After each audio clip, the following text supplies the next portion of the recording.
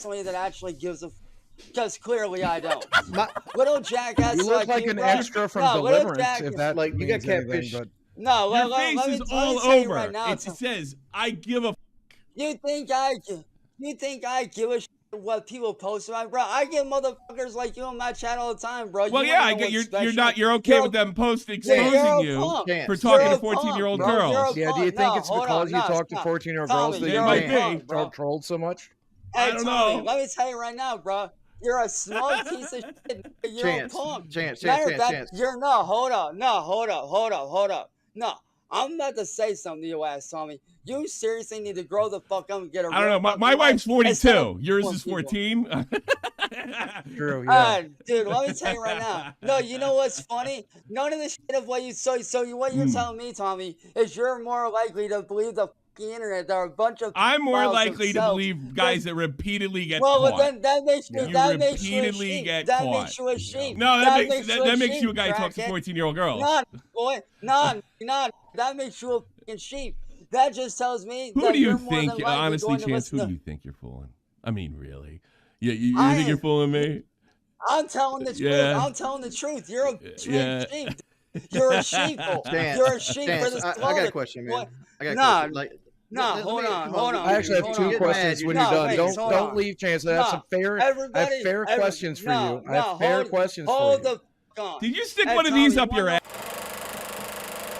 That clock keeps ticking like a metronome, and my thoughts keep telling me to get me home, but my balls keep telling me to let me just let me Come on! That clock keeps ticking like a metronome, and my thoughts keep telling me to get me home, but my balls keep telling me to let me just let me That clock keeps ticking like a metronome, and my thoughts keep telling me to get me home, but my balls keep telling me to let me Fuck all that shit, just let me go. Broadcasting live from the heart of Europe. This is the most badass YouTube original drama cast for your ass. Shop at the point, everybody. How are you doing? Big. We got a lot of stuff for you today, not just the LolCow stuff. I'm sure you wanted to hear me of my final take on the whole thing, but I'm here with the woman behind the glass, Miss. Did you get offended with Mrs.? I don't mind. Say whatever you want. Do you want to be the Mrs.? What is the whole thing with that? What is the whole thing with that? Yes, let's be Mrs. means you're married. Miss is when you're unmarried or prefer not to say. So only Karens give a shit that aren't married. Yeah. So a bunch of feminist people that nobody likes, including other women. Yeah. Yeah, that's the thing. Well, there's one thing I still haven't figured out, because there's MISS and then there's just MS. That was the thing. I think I know the history because I was lectured by one of my Karen teachers who probably died alone with a bunch of cats. All right, Ms. was like or Miss is the neutral one. They introduced, I think, in the late '60s. Yeah. Yeah, because so usually I just go the MISS. You go the mid. Well, it's a neutral one. Yeah, that became quite popular, I guess. And I remember I got this big lecture when I was a kid. They always went out of their way to lecture little boys back then. Oh, here we go. MS is how you say it if you don't know if they're married or not. So Miss. So the MISS is the. So the way you got to remember it is like the missus. The missus is like referring to because I say that one so often for a gag. You know, they did it in German too. You know what they don't we don't say anymore? Fräulein. What? Fräulein. So yeah. Fräulein, they dropped it. Now you're just Frau. So everybody had to yeah. So these language creeps are around years ago. maybe the trans aren't all that bad. Even in the good old days, people are lecturing people to make themselves feel powerful. You know. Yeah. Even good back in the good old days. Ronald Hughes Craig's on Scammy Keem. Oh man. Well, I you guys obviously know my favorite moment. I don't have as much. I'm glad I got paid. I don't particularly even have a problem with getting canned. They're obviously doing something over there, and I'm not going to bash it. I'm not going to bash what they're doing over there. What they're doing over there is not a podcast. That's what I am. That's the only thing I know how to do. If I knew how to edit videos better, I would have just become Charlie or some shit like that. Or, well, actually, you don't edit shit either. Thanks so much, Rental Views. I'm a podcaster. I basically worshipped Howard Stern, and that's the way I was able to pull even the smallest platform that I had. So I'm not all that pissed off about it. And whatever LolCow is, or what LolCow isn't, whether it's fake or who cares if you enjoy it? Go enjoy it. I'm not here to tell you that. I just wanted my fucking money, which I was completely entitled to. That's it. And I got it. So I'm not going to bitch anymore. I'm not going to cry anymore. In fact, I could probably drag this out a lot longer than I did, couldn't I? Yeah. I mean, you really only did we barely, when it was relevant. And that was it. I could have done that. And the whole, fuck you, give me my money. We need to do the official unbanning of Keem, too. Oh, yeah. Because, you banned him. Yeah, you can unban him. All right. Yeah, go. All right. You can ban him, and you can give him known if he ever comes back in. Okay. Yeah, so, we can unban Keem and what have you. I got my money, and that's all I care about. There was great lengths to scam me out of it. So I just basically took everything I learned about Keemstar and used the audience, like he used against me back in 2016. And it's a lot easier to use the audience, so to speak, when you're right. I mean, I think one of the things that Keem miscalculated on is he had a lot of 13, 14-year-old guys that are now in their 20s that follow him. And they know what paid vacation looks like, and they know what all of that looks like. Now, if it wasn't for some YouTubers that also are adults, I probably wouldn't have got it back. But that's great. But I'm not going to sit here and talk about the fucking money. Got the money, whatever. Let's talk about LolCow a little bit. So you got DSP got the job? Is that true? Is he going over there now for real? I haven't heard of it because there was. I saw it in the chat. Maybe they were messing with me in the chat. There was the thing that Vault posted. Where is it? Listen, fuckheads. Because I have to freely admit, the original idea that had nothing to do with me, I thought was a great idea. I did think there would be problems with it eventually, just because I know how those guys are. I knew it'd be too much of a clusterfuck. I think you need a voice in there fighting with them. By the way, from a podcast perspective, from Keem's doing now, you don't need me. I'll be perfectly honest with you. You don't need me. He just tried to get out without paying me. There's nothing wrong with letting me know because of the new direction of the project. But you know what? He probably lost more memberships firing the way he did instead of taking me inside and said, look, I'm giving you your last check because I'm taking this whole new direction. You're a podcaster. I don't need a podcaster anymore. And then what's it going to say? Okay, sure. I've been fired before. You know, it's not a big deal. And sent you the tweet that Vault had about DSP. So apparently he's coming on. Oh, he's coming on? Okay, cool. Yeah, great. Mm-hmm. I'm actually somewhat interested in that. I'll actually check that out. I'm not here to sit there and tell you that but if they're gonna rip me off, and I don't know why anybody would let Keem be their boss after this, but somebody will. He's got money.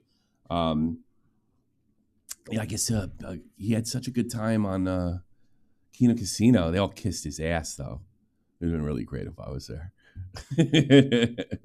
But that's not what they're doing anymore. They're doing something different. It's more of a YouTube channel, more IRL stuff. And I'm here, let me tell you this. And no one told me to do this. And I probably got less money than I was actually entitled to. I just wanted $6,000 to get out. To be perfectly honest with you, that was just the last take I got from the $25K overall. There's a little more than that. And there's also the baited money from way back in the day. But I'm satisfied. I'm fine. It's over with. If you like the show and just on some sort of union type of thing, decided not to watch it, but you still kind of miss it, go back and watch it.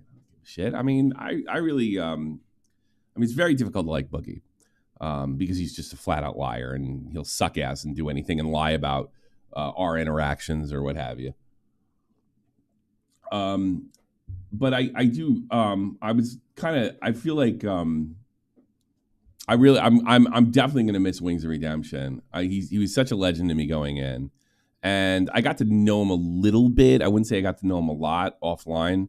And I generally liked who I saw. He's Obviously, he's a guy with problems, but he's certainly not he's not even the most fucked up guy I ever met. I would figure he'd be a lot more messed up offline. I just, I got a very bro-y feeling from him. It was nice to sit down and talk about baseball afterwards because I don't watch baseball anymore. And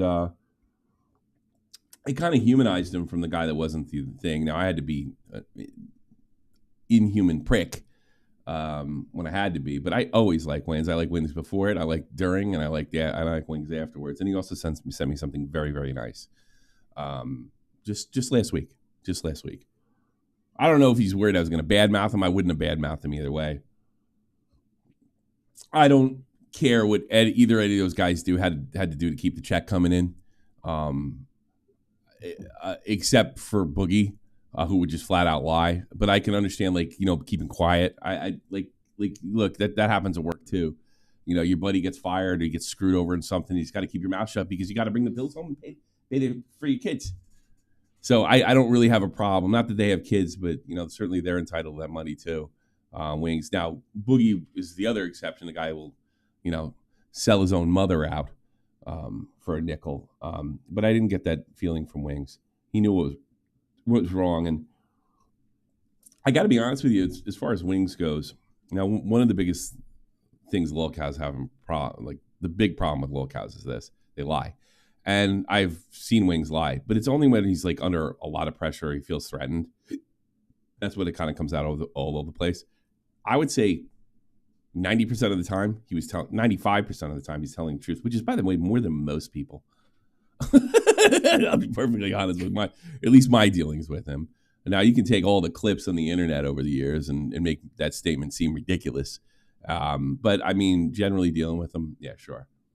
It's just when he feels his back's against the wall. If I had to bet that issue with PKA and Woody's son, it was probably I bet there was some kind of issue between them, or a perceived issue between them before that whole thing happened when he talked to the guy who was making fun of his son. Do you have a clip of that? Keem's all right. Keem doesn't call Boogie out on his BS like you do, generally a loss for words. Well, I mean, he didn't want anybody to interrupt. Look, Keem's instructions to me were to go in and twist the knife. I did, as much as I could. And I think I also did it without overdoing it. I don't think you just go in there. I mean, it was funny when Ralph went in and called them both pedophiles, I'll be honest with you. But I couldn't do that every day.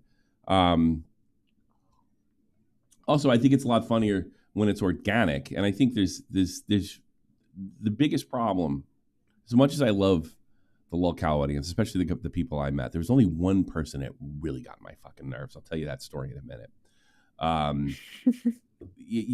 Listen, I mean, the bar was set for all this crazy organic stuff to happen. And I think Keem understood that that's impossible. You got to wait for the car crash. You got to wait for the gloves to drop in the hockey fight. That's the way I do it here. That's not going to do it for a million sub YouTuber. So you have this sort of demand to have that, but you also want it organic. And that's where the audience is really crossed because they kind of wanted it both ways. And you can't. That's probably the biggest sort of tough love. You can't have what you want. You got to have it with Keem or you got to have it with me. With me, it's slow. With Keem, it's fast, but you don't know if it's real or not. And is obviously with both our egos, that was never going to work. And I was never going to be part of something that was just appears to be a bit generated. I hope this proves to everybody that I was never a part of a bit, that I'm not going back to the well, that this is a storyline that I'll go back and stuff like that. No, everything you saw was real. And I hope it's consistent with everything I was saying. I think a lot of you guys missed out on really super great moments with LolCow because you didn't believe they were real when they were. Because you went, and why should you? And why should you believe it?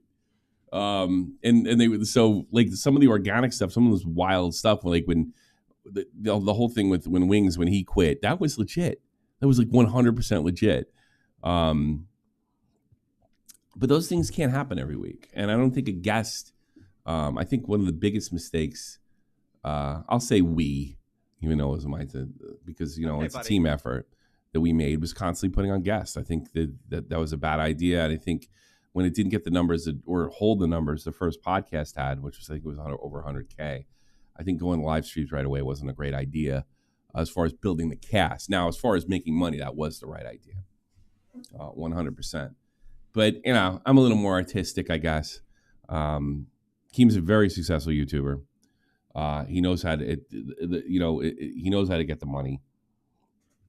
I'll never take that away from him. But I guess I think the funniest stuff in life is the stuff that actually happens naturally.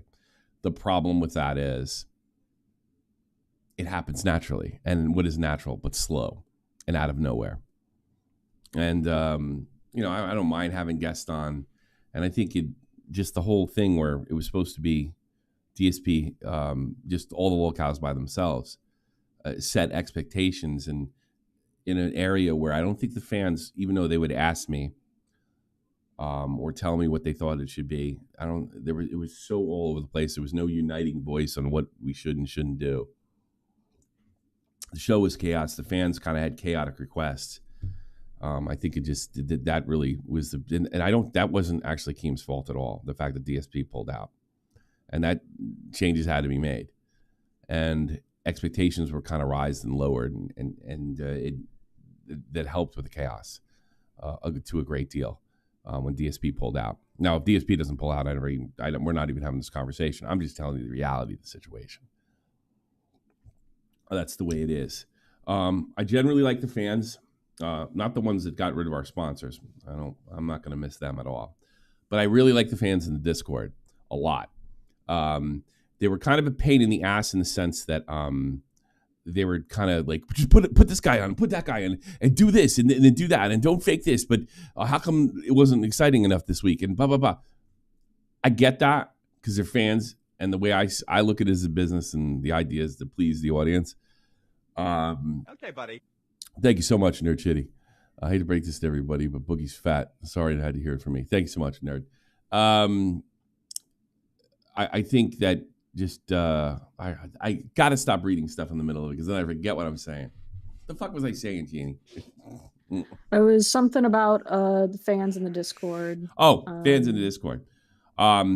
Even though like I'd go out in there and talk to them and get the 6 million requests, and some of them some of them ridiculous. Some of them just came from not from a bad place, but from not getting YouTube at all. Also, some came from a place where you don't know what my restraints were, and I couldn't, how many times can you say it's not up to me? Because then you're just basically saying it's Keem's fault, which is not a good environment to have if you want to have a team environment and stuff like that. But I get it. There was a lot of dedicated people like Brady. They just wanted to be good. They believe in the project so much. And the reason that thing is afloat right now and the reason it's still profitable is because of the dedication of those fans who also helped me get my money back, which I really appreciate. So that, if I'm going to miss anything, to get exposed to a new group of a new group of the internet that hadn't seen me before. I've been hearing that over and over. I'd never seen you before, but I'm checking out your shows. It made it all worth it. I didn't think it was going to last. Keem likes to move the chess pieces around, and he'll continue to do it. But I think that works maybe even in an environment that he has the show in now, but it's not a podcast. And I'm not going to shit on LolCow as much as you might think I would, but I will criticize it when I feel necessary. That's not a podcast. That's a YouTube channel. That's it. That's it. And I also say that Keem is incapable of running a podcast unless the guy he's working with makes more money than him or has more money, has more FU money. He's incapable because he's a control freak. He's not a team player. I don't think he could even grasp a team concept. I think that's, one of the reasons he's been so successful, because on YouTube, it's for you. You can do everything kind of yourself until you get to the point where you can't. And that's based on his personality that he earned and made a lot of people laugh. But as far as a community project is concerned, a creative community process, I have no idea what his business skills are offline. I do wonder I wonder if he's lost more money than he's ever earned with the way he carries himself and the way he looks at things. But certainly you can't take away his success. And all I care is I got paid for what I did. But no, he's never He's never going to make a good podcast ever. But what he's doing now, it's more really, it's kind of back to basics, back to roots. If you think of his League of Asshole Gamers or whatever the hell that was called, that's what this Federation like. of Asshole Gamers. Yeah, Federation. That I was way before my time of even knowing about him. So, that is more up his alley. I think Do you have a clip of that? It gives him a chance to create and do stuff like that. You were the most reasonable host on Discord. Thank you so much. I really appreciate it. I'll read that one a little later, too. So, yeah, I appreciate that. The only person that ever pissed me off, I did a LolCow live, and I said, I'm going to sit with you guys, and I'm going to hear it out, because they had issues. Everybody had issues. Like, I get this from guys all the time. I got issues. And a lot of it was, okay, buddy. You know, one of those things where you can't please everybody. But the person that pissed me off, I heard them in the beginning when I went in there. It's like, you really need to listen to the fans. And I said, Roger that. And I listened through, and I tried to answer as much as I can without saying Keem's fault, as much as I possibly could do. And that same person said in the middle of the conversation, he goes, you know, right after telling me, like, you know, you got to listen. And all I was doing was listen for a full hour. Said, why are we doing the show for you? Shouldn't you be doing this yourself? And I just wanted to jump out of the microphone and strangle her with a cattail while the cat was still alive. That ticked me off more than anything. I couldn't believe that after all the questions I had taken, everything I'd done and done everything I was told, the same person who would have said that would turn around and say, we're doing this, we're making a show for you.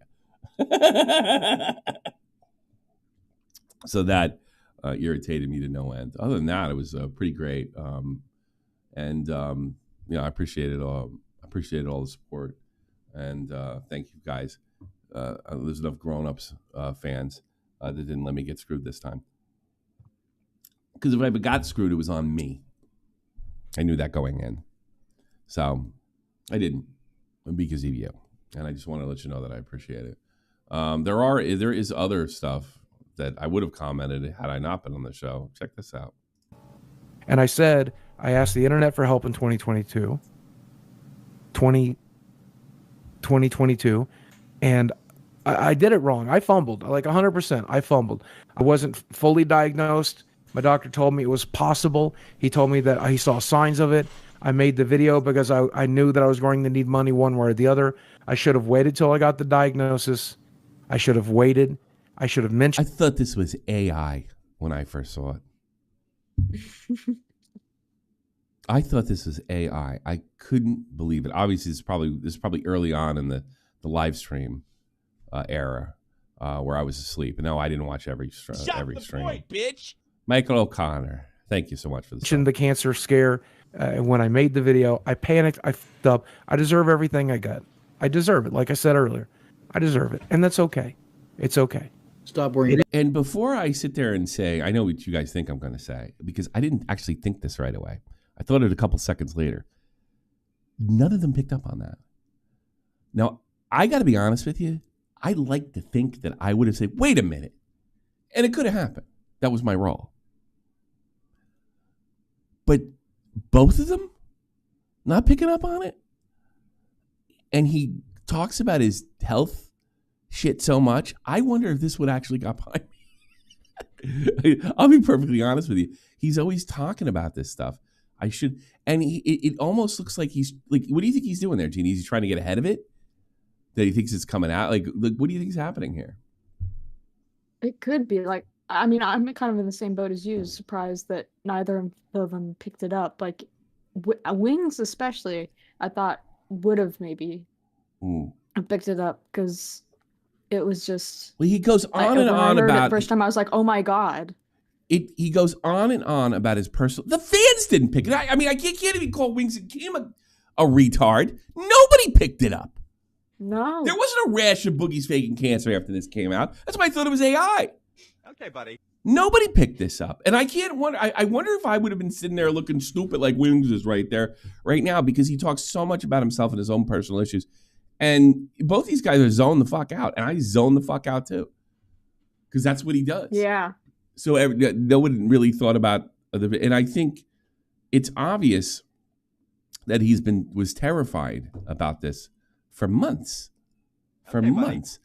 Do you know when this episode happened? I think what he needs is April 5th. What day was that?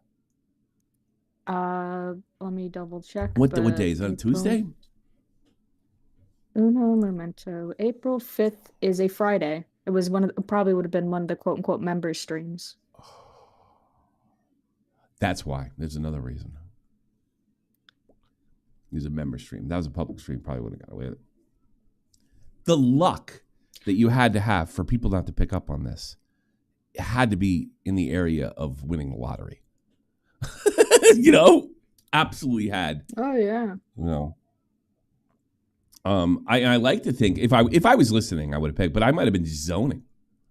So I can't even say if I'd have heard it, I might have played Fortnite or something. Jesus. Because he's constantly talking about his personal problems. It's exhausting, And my rule is to interrupt that if you remember. But then I interrupted too much, I guess. I guess it was okay to let him go on and on about his personal life and Wings being a fat ass. But yeah, that's amazing to me. And Boogie retweeted this, by the way, huh? Yeah. Yeah, no. If you look at Billy the Fridge's comment under the LolCow post, it's pretty funny. Let's see. There's been an open and honest with us from the beginning. It wasn't unfortunate. I wonder if he thought that was going to trigger the whole thing so he could just get it out of the way. It's possible. And if people had picked up on it,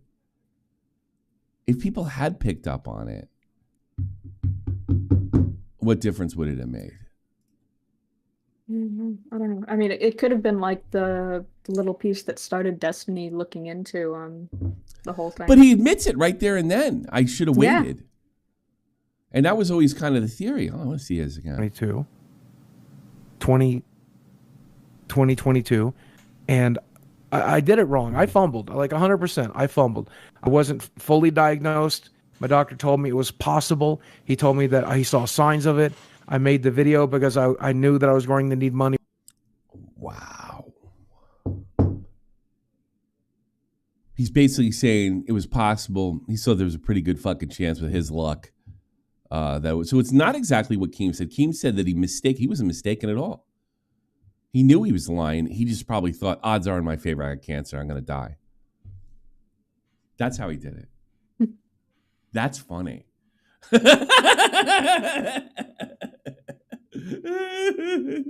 That's funny. Oh my God. And then he says this and just expect all hell break loose. And with Boogie's luck. Or the other, I should have waited till I got the diagnosis. I should have waited. I should have mentioned the cancer scare when I made the video. I panicked. I fucked up. I deserve everything I got. At this point, he thinks the whole internet's going to break. And it doesn't. Can you imagine what that was like for him? Oh, my God. Oh, my God. Oh, my God. If he'd have remembered he said this and fucking went to Destiny and said, I've already admitted this. He probably got out of it. Would have. I already admitted this. I admitted it. So we got this stuff. And I would have said then, I don't remember you admitting this shit. I was like, and then I would have said, yeah, I guess he did. But then I would have said, didn't you say you had a bad cancer day? Or actually, the words bad cancer day was my words, actually. It was more like, having a good day? And he's like, no, what's the problem? Cancer. That's what he said. That's the exact conversation between me and Boogie.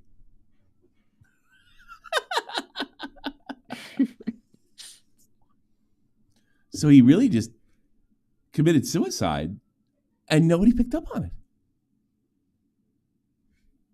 He's like one of these guys that blows his brains out and doesn't or puts a gun to his head, shoots himself, and somehow survives it without an injury. Just a hole in his skull. That's what happened here. So he just was, it's not that he was lying.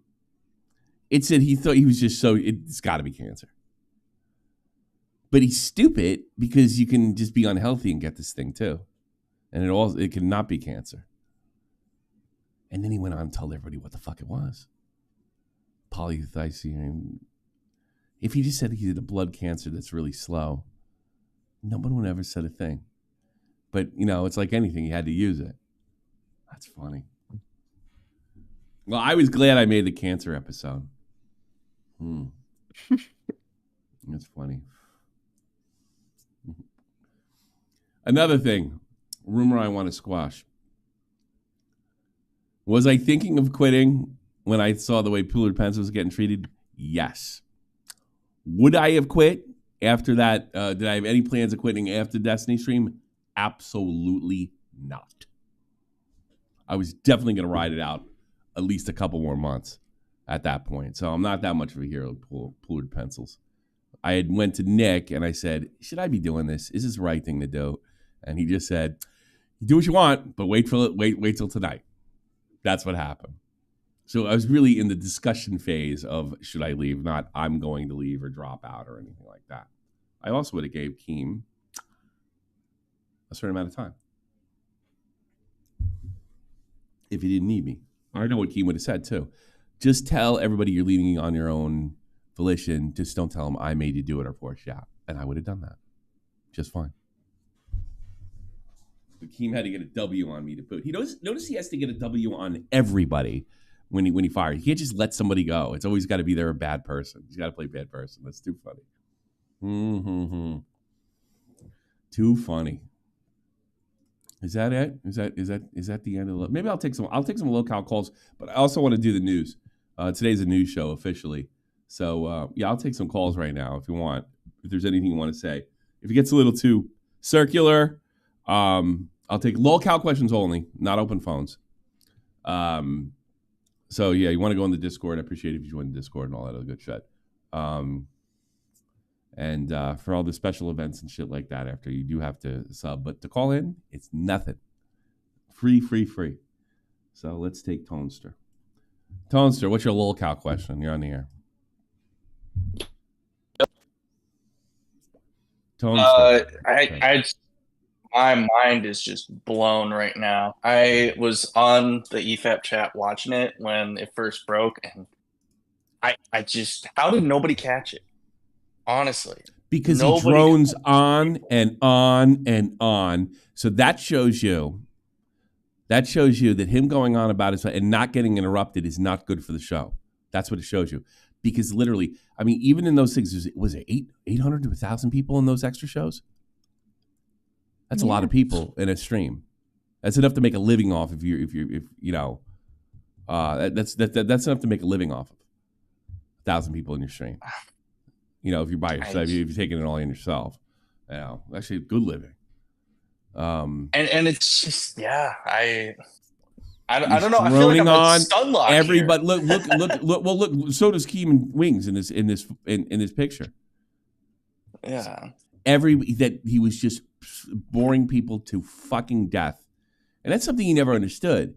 He thought by making himself a victim that no one would dare criticize him. After he said, I have cancer, I have this problem, I have that problem, I got molested by my parents, blah blah blah blah, and then that was the whole reason they put me in, at least the way I understood it. Right. Yeah. But I think that in itself wasn't enough for to get it in the place that Keem wanted to be, because it's all about fucking ego and numbers. I was trying to make a badass podcast. Same thing with Bait. But Keem's not a radio guy. He's a YouTuber. I grew up worshiping New York radio. So I think that's it. But that's why I think nobody caught it. It's just the drone. He drones on constantly. And they were probably fine with that because if, it fills 2 hours up. Not me. I never thought it was good for the show. And I think that proves me right. But go ahead. And then also, how much longer do you think the show's gonna last? Over under? Like, do you think I don't know. Or... Until Keem gets bored, which he's been bored a few times. I think really the only reason he's doing it now is because he wants to prove me wrong. It's all ego driven. That's it. Out of spite. Ugh. Yeah. Yeah, I guess. I mean, it's I don't like it. Like if it gets like super successful and they start making money. Here's another thing. I've already went through that.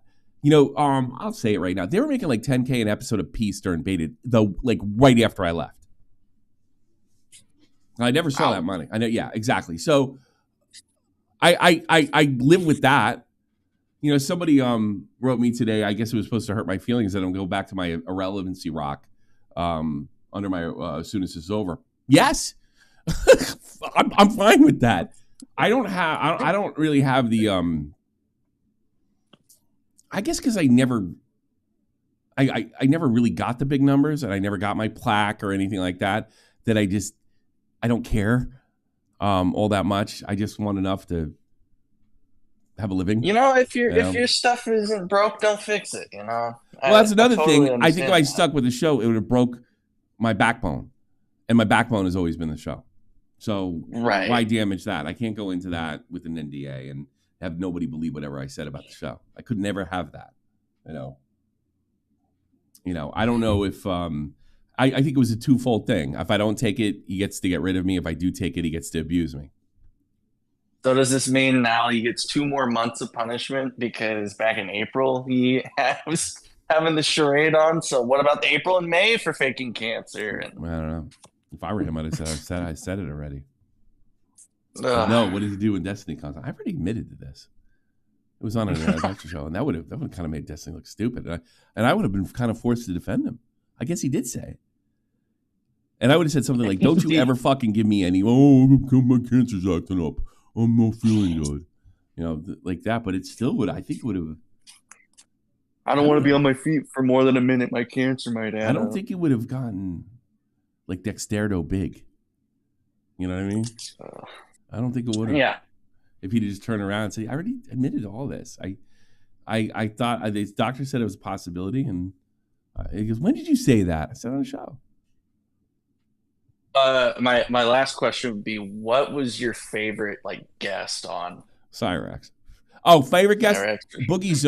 Boogie's brother. Favorite guest. Oh. Yeah, I really liked him.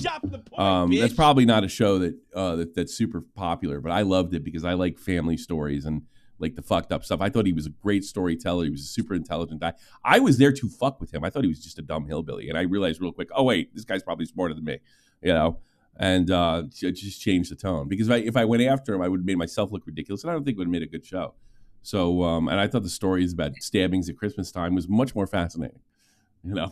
You know, very wholesome Christmas interaction. Yes, you know? I love that. I think that's so funny. People getting stabbed at Christmas because mom's pissed off. You know, that's funny to me. You know, so yeah, that's the way that went. All right, thanks for the call, man. Appreciate it. All right, yeah, no problem. Have a good day. You too. Who's next? GFLMR. GFLMR, you're on the air. Hey Tommy, what's up? What? That was that's his intro thing. So every time I pull, is that a copyrighted music? I don't know. Let me try it again. Turn that shit off. Hello? I don't have any. No. He's not gonna understand. Oh, Kaisersaurus. Actually, here you go. Here, go check. Here you go. Go in there. Go in and check if your mics work. Go talk to him. I'll pull. That was you pulled the wrong person. I pulled the wrong guy? It was okay. GFLMR. Yeah, I'll go in there. Go in there. Go in there. Okay. Tell him to get rid of that. What do you want? What kind of kid gets sick on the first day of school? Me. Yeah, you. He's off for a week on the first day of school. He got hand, foot, and mouth. First day of school, they sent him home at 12. Fixed it, I think. Fixed it? Yeah, he says. All right, good. Yeah, okay. Cool. I don't know if it's copyrighted or not, but go ahead. I mean, it shouldn't be, but you know, I understand that you guys want to be on the safer side. I get it. Go ahead. Yeah. So, you know, Well, first off, how's it going? I called in once before. I'm pretty sure like a long time ago, but you know, what do you got? I'm here now. I'm not sure if you were watching the interviews for that they were doing like the auditions or some shit for like new hosts or whatever the fuck, right? No, I haven't watched any of it, to be honest with you. Okay, well, if you do decide to go and watch it for whatever reason, I am known on there as Jerry, and I feel like now is the time to let people know that I was sort of like on there as a bit, because they were like, Tommy's gone. I was like, okay, cool, I'll step in for Tommy, and I don't know, I wasn't taking that shit seriously, but I was like, it'd be a funny bit. But they had actually like brought me on, and then once they kicked me off and they were like, yeah, we're not considering him anymore, I was really tempted to come and talk to you and be like, you know, Tommy's having this issue with LolCow right now. If I can get in with Tommy, then, you know, I will be able to like tag team these guys. I didn't see. I guess the fans. I guess the fans are. I really don't care about the spam. You don't have to fucking waste your time with that shit on the chat. I don't care. Are you did something happen on there? Because I'm not really familiar with the whole thing. I mean, so what? You went on. I mean, that's fine. I mean, aside from that, it's not much has happened. I've sort of been going undercover as some like, you know, guy dressed in clown makeup who's like, oh yeah, I really like the show. I really want to be on the show. So I like have gotten in. Maybe somebody should send me that. Yeah, get a timestamp. Send me that, and I'll take a look at it. All right. Yeah. Let me. You might know me from fucking way back when, but I don't. Yeah. So I was sort of like, I don't. I have no idea where this conversation is going. I have no idea. I'm trying my best. Yeah. Well, I'm a friend of Toxics. Let's all right. Clarify that. But all right. So yeah, I'm a friend of Toxics. You know, all that fun stuff. But yeah, I think LolCow is not great. Even like before I like even got into the whole like bit of going in and doing the interview, I already knew that it wasn't good. Listen, like I'm not saying like even with I didn't even really watch it until fucking I went on for the audition, because I was like waiting for my next chance to be on the stream just so I can continue the bit. But you know, I was just, you know, I don't really give a shit about LolCow. The whole fucking like Boogie going out and picking up trash, but everybody, I was in the VC in their server, and everybody's like, oh, this is the funniest shit ever, blah, blah, blah, XYZ. And I was like, this isn't content.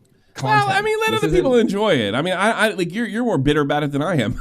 You know, I mean, like, let people enjoy it. I don't give a shit. These are like I mean, yeah, but my thing is if they're here for content, then it's like that's not really. Well, I mean, in fairness, a lot of the I disagree with you, because I actually got in the ground with the fans. I actually sat down with them. Right? They don't know what they want. They wanted DSP wings and they said, well, here's what you got to do to bring it up, and here's what you got to do to bring it up, and here's what you got to. And all I'm saying, like, I'm trying to make a good podcast, right? Yeah, and they're like, and everybody else and everybody else wants gimmicks. You know, yeah. Everybody else. No, I'm here to make content that I want, and then if you like it, then cool, and if you don't, then fuck off. I don't care. Well, now you can delete them. Yeah. Yeah. Now you can. Yeah. So it's definitely been interesting seeing like this whole side of the fucking like the insider fucking scoop on shit, because you know I really don't give a shit about commentary all that much. But I was like, it'd be a funny bit. And then now that I was actually a part of it, kind of, quote unquote, you know, seeing all the like background shit for how the fans act and, you know, all this other like shit. It's like, what? I don't know. I couldn't. All right, man. Thanks for the call. I appreciate it. Take care. Yeah. All right. Who's next? Next up is Kaisersaurus. Kaisersaurus, John here. Yeah, what's up? I feel like Keem kicking you from the show is one of the worst mistakes he could have made entertainment-wise. Like, the Cyrax episode was probably the best one on there, and if you weren't on there, I'm gonna stick up for Keem on this. It probably would have been it. That's what people kept telling me in the chat. Get the LolCows in there. Get the LolCows. Okay, here's the problem. The stream's. I'm gonna stick. This is 100% me sticking up for Keem. The show's called LolCow Live. All right. Nobody wants to consider himself a LolCow. Like, one of the reasons I'm absolutely sure Keem didn't start off with this or inject himself in earlier, it's because he didn't want to be called a LolCow. It bothered him. It doesn't bother me. I don't give a shit. Yeah, the stigma. I don't have the stigma doesn't bother me because I don't care. I'm only there to make it funny, right? I don't have I'm not a LolCow. All right, I never was. I never had a thread on Kiwi Farms. I never got caught in a controversy that was so big that I doubled and tripled down on. I've never qualified for that, you know. And when I was in the show, I was like, well, everybody's going to call you a LolCow, so I was just going to just own it. Yeah, sure, I am. That's. I've never been in that position. Have people talked about me in Kiwi Farms? Have people made videos on me saying I was a LolCow? Sure. Yeah, but I just never gave a shit because my goal was to make it funny organically by irritating those two guys. We were You're like the anti-LolCow. Yeah. That's what I understand my role. But I think everybody thought like it's a like that's the standards are set. DSP, Wings, and Boogie, right? Which is a great idea. I'm never going to take away the idea. It's just he's incapable of running a podcast. All right. The idea is great. So it's just set all the expectations like in a weird place. For a multitude of reasons. And then, I sit there and say the fans don't know what they didn't know what they want. I talked to them. They thought that, they kind of thought like Keemstar. It was like, I can see how Keem got big because he thinks like a group of people. Like, do this, do that, do the other thing. Well, that doesn't work if you're trying to solidify a podcast. Everybody was even telling me, it's like, all right, podcasts go up and they go down. And yeah, that's true. It was a live stream. And now it's a YouTube channel. And there's no room for me there. There's no room for me there, in fairness. If Keem would have just been actually professional and he said, I got a vision, because he's even mentioned, I even have screenshots. I'm pretty sure I got to go through them. I'm never going to release them unless somebody calls me a liar or something. And he was like, you see, guys, this guy doesn't want to cooperate with my vision, right? With my vision. The vision was...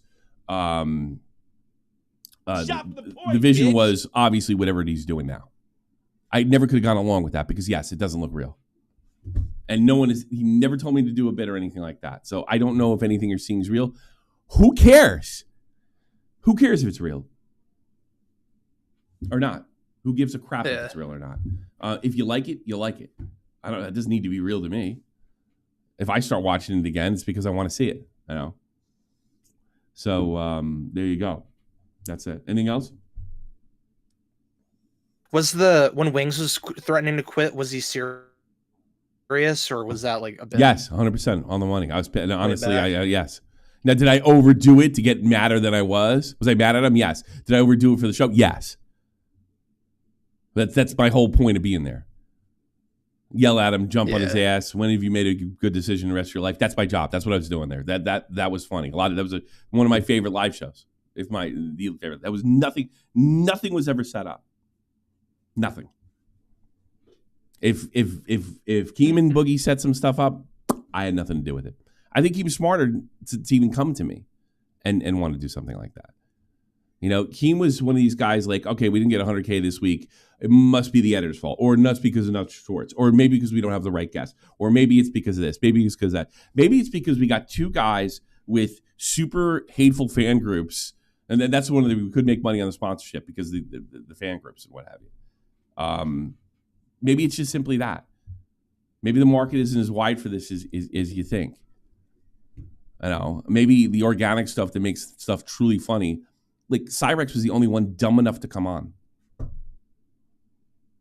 That was a legitimate LolCow. And we got exactly like that to me exemplifies what people's wanted it to be. It was a Cyrex episode. We literally couldn't do that. How can we fool like Cyrex, the only guy dumb enough to go on and do that? The only guy dumb enough not to go on and research and my background and what have you. He was the only guy. And then I had YouTubers encourage me and come to me, big names, write me in the DMs. Good luck, congratulations, blah blah. Looks like a great idea. Hey, you want to come on? No. That was one of the biggest things I dealt with in Discord when I was talking to the fans. Bring this guest on, and some of the people that are naming had already told me to fuck off. And that's another reason we can only get guys on that weren't LolCows. I think it was great that Vito and Dick and Vito, Dick and Chud and Alex Stein. I was grateful when they came on, but that's not what the fans are clip. They watch streams and they watch clips. And that's what they wanted. They wanted to be one of Wings or Boogie's best clips from beginning to end. And it's not possible. And I can't go in the chids like, hey, everything you want, because the customer's always right. Everything you want is not possible. I can't say it flat out. I have to dance. It's not possible with a podcast. Why was Howard Stern so funny? Because he had a bunch of extremely funny people around him that were kind of loose cannons. All right, we have 2 loose cannons. We got to do what we can with that and build on that. That's the way I would have done it. But I'm not a millionaire. Keem is, so take that for what it's worth. There you go. Anything else? So far, thank you. Peace. So far, not repetitive stuff. Who's next? Then we're going to do a new show right after this. Huh? Ken. Ken is next. Kenny! I'm probably going to go on your show. I just don't know when and where. We're going to probably make that happen, Kenny. Hello? Ken? Beautiful. Yeah, I'm going to make that happen because you've been a big supporter as well. I'm going to absolutely make that happen. I appreciate that. It's going to happen. You can write it down. I haven't committed to a date, but when I commit to that date, I'll be there. All right. Oh, 100%, dude. And like I said, it's just with one of the dudes being like 8 hours time difference from you. That's just one of these days. But here's the thing: one of these days, I'm going to stay up late and do it anyway. I've done it before. I might as well do it for you. I just don't know when that is because I don't want to put myself in a position where I'm staying real late. I have to get up early Saturday. Oh no. Yeah, like that's really what I'm trying to balance it. It could be this Friday. I'm going to do it. I'm going to do it for you. You heard me. If I fuck you, you can always clip this thing. It's not going anywhere. Right? A Grizzly Bear 1996 is a real. Thanks so much, Grizzly Bear. Appreciate it. So what do you got, Ken? Yeah. So the one, I guess, question, comment, whatever you want to call it. Keem was saying that his hard date was September the 1st because of, I guess, Drama Alert coming back. But he did the one stream of, I guess, tryouts. Yeah. But it's a theory that he already knows who's going to replace him. He's just not talking about it right now. Don't know. Haven't heard. I know. No, I'm just saying it's just weird. And then with the whole, I guess, like DSP all of a sudden thing happening, it's kind of like a theory that he's actually going to get DSP to come on the show and to be a host. And they're gonna stream together and stuff. You know what? I'm not necessarily against that. I'll tell you why I'm not against that because that's what the fans wanted initially. So if they can, all 3 of them can pull that off and they can entertain people every week, I'm all for it. And all 3 of them make a lot of money. But the only thing though is like just my own personal opinion, and some other people have shared this, is the show wouldn't have lasted as long. Like if you swap you and DSP out with what was happening, it would have just been an epic fail. I think it might have been, but a lot of people, I thought that too as soon as I got on. It's like there's no way that these 3 guys, there's got to be some kind of leadership or on there, and they're not going to get it from. They're not going. They're just like first of all, I mean, this is even a criticism of the characters. This is they're B personalities, all 3 of them. Yeah. Well, DSP might be an A personality, but he's an idiot. He couldn't organize. He couldn't organize a trip to Dunkin' Donuts. That's fair. But the other thing too is, I mean, if DSP was on the show and Keem was going in, kind of like Keem went in on the 3 of you, DSP's the type of person to just walk away and then trash him on his level 1 podcast, and then it'll be over and done with. Yeah, sure. That was the other problem. So I honestly, just by sheer happenstance, I think the situation for a podcast, not what they're trying to do now, was a lot better with me being there as far as that kind of stuff. And also, if you all remember, I had to earn your all respect. It took a couple episodes to get that. And it's because I think I'm pretty good at taking criticism. I looked in what was reasonable, what could be shaved, what could do. I wanted to make it work, But I also realized when the live stream started coming around, there's like, I'm not in charge of this anymore. Well, so yeah. The problem is it's turning into the circus sideshow, and that's just, that's kind of what the fans want. You know what? And this is where I'm not going to bash them. If that works, then I didn't belong there. Keem should have just been an adult and fired me like an adult instead of trying to scrape every nickel, out of it. Just try to get away with that. I have to fire him. I have to make the fans hate me, and I have to steal his money. That's how he's like. It's not just like I'm paying you at the end of this month, and then you're done. Yeah. But there's nothing I can do there. It's his project. But I was gonna say though, to be fair, the first couple episodes after they tried to muzzle you by, you're interrupted, you said too much, it kind of changed how you were on the show just a little bit. You were still yourself, obviously. Yeah. The fans. I literally sat down. I never do this. I went down and I went through all the comments, and I took down the ones that I thought were legitimate, and like how they could. And I literally took obviously I dismissed all the "you sucks" or this, that, and the other thing, and I was like, this is what you should be doing. I thought about it, and I did it. And I did it, and I did it, and eventually I won a lot of people over. I mean, you would be surprised how many people that don't like my personality, don't like my show, have never supported in any way. I saw in YouTube, not so much on YouTube, but on Twitter, saying, I don't like you. I think you could be better. I think, the chess piece should have been moved this way, but you're getting fucked, and that's bullshit. I work a job too. And if this happened to me, I would have been, pretty pissed off about that. Oh, yeah. So there was a lot of people like that, Oh, yeah, definitely. There wasn't enough. I think Keem underestimated the hate for me. The hate for me wasn't the hate that DSP and Boogie get. The hate for me was, I don't like that guy. I don't think he's entertaining. And that's a lot different than, I don't like that guy, he faked cancer. Oh, 100%. Dude. Yeah. Definitely. But, cool. Well, I was going to say, man, I'll go ahead and close up. I won't take too much of your time, but I'm glad you got your bag. You can now move on with your head held high and cut all your strings and move on with your life. Well, I was never going to fuck what I had up going on here. And it's a small little community that's been paying the bills for better part. I'm pushing 9 years now. So, hell yeah. Yeah. So, and who knows? Maybe it'll lead to something else. I never know. I never say never with you. I never say never with YouTube. I've met so many people that had 100 subs that have 1 million now. Anything can happen on this platform. It is really amazing. 100%. Yeah. Cool. All right, Ken. Take care. Take care. Good call. What else you got?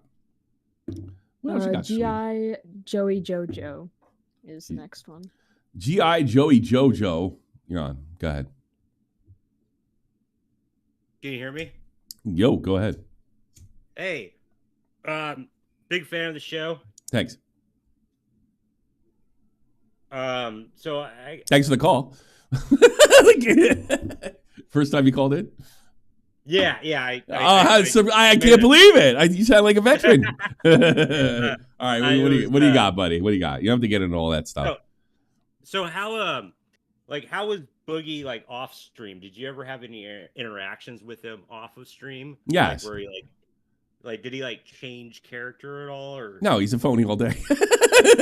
He's a total fraud. He's a complete and total fraud. And I could never trust. Even when I stick up for him or I go to bat for him, it was very difficult.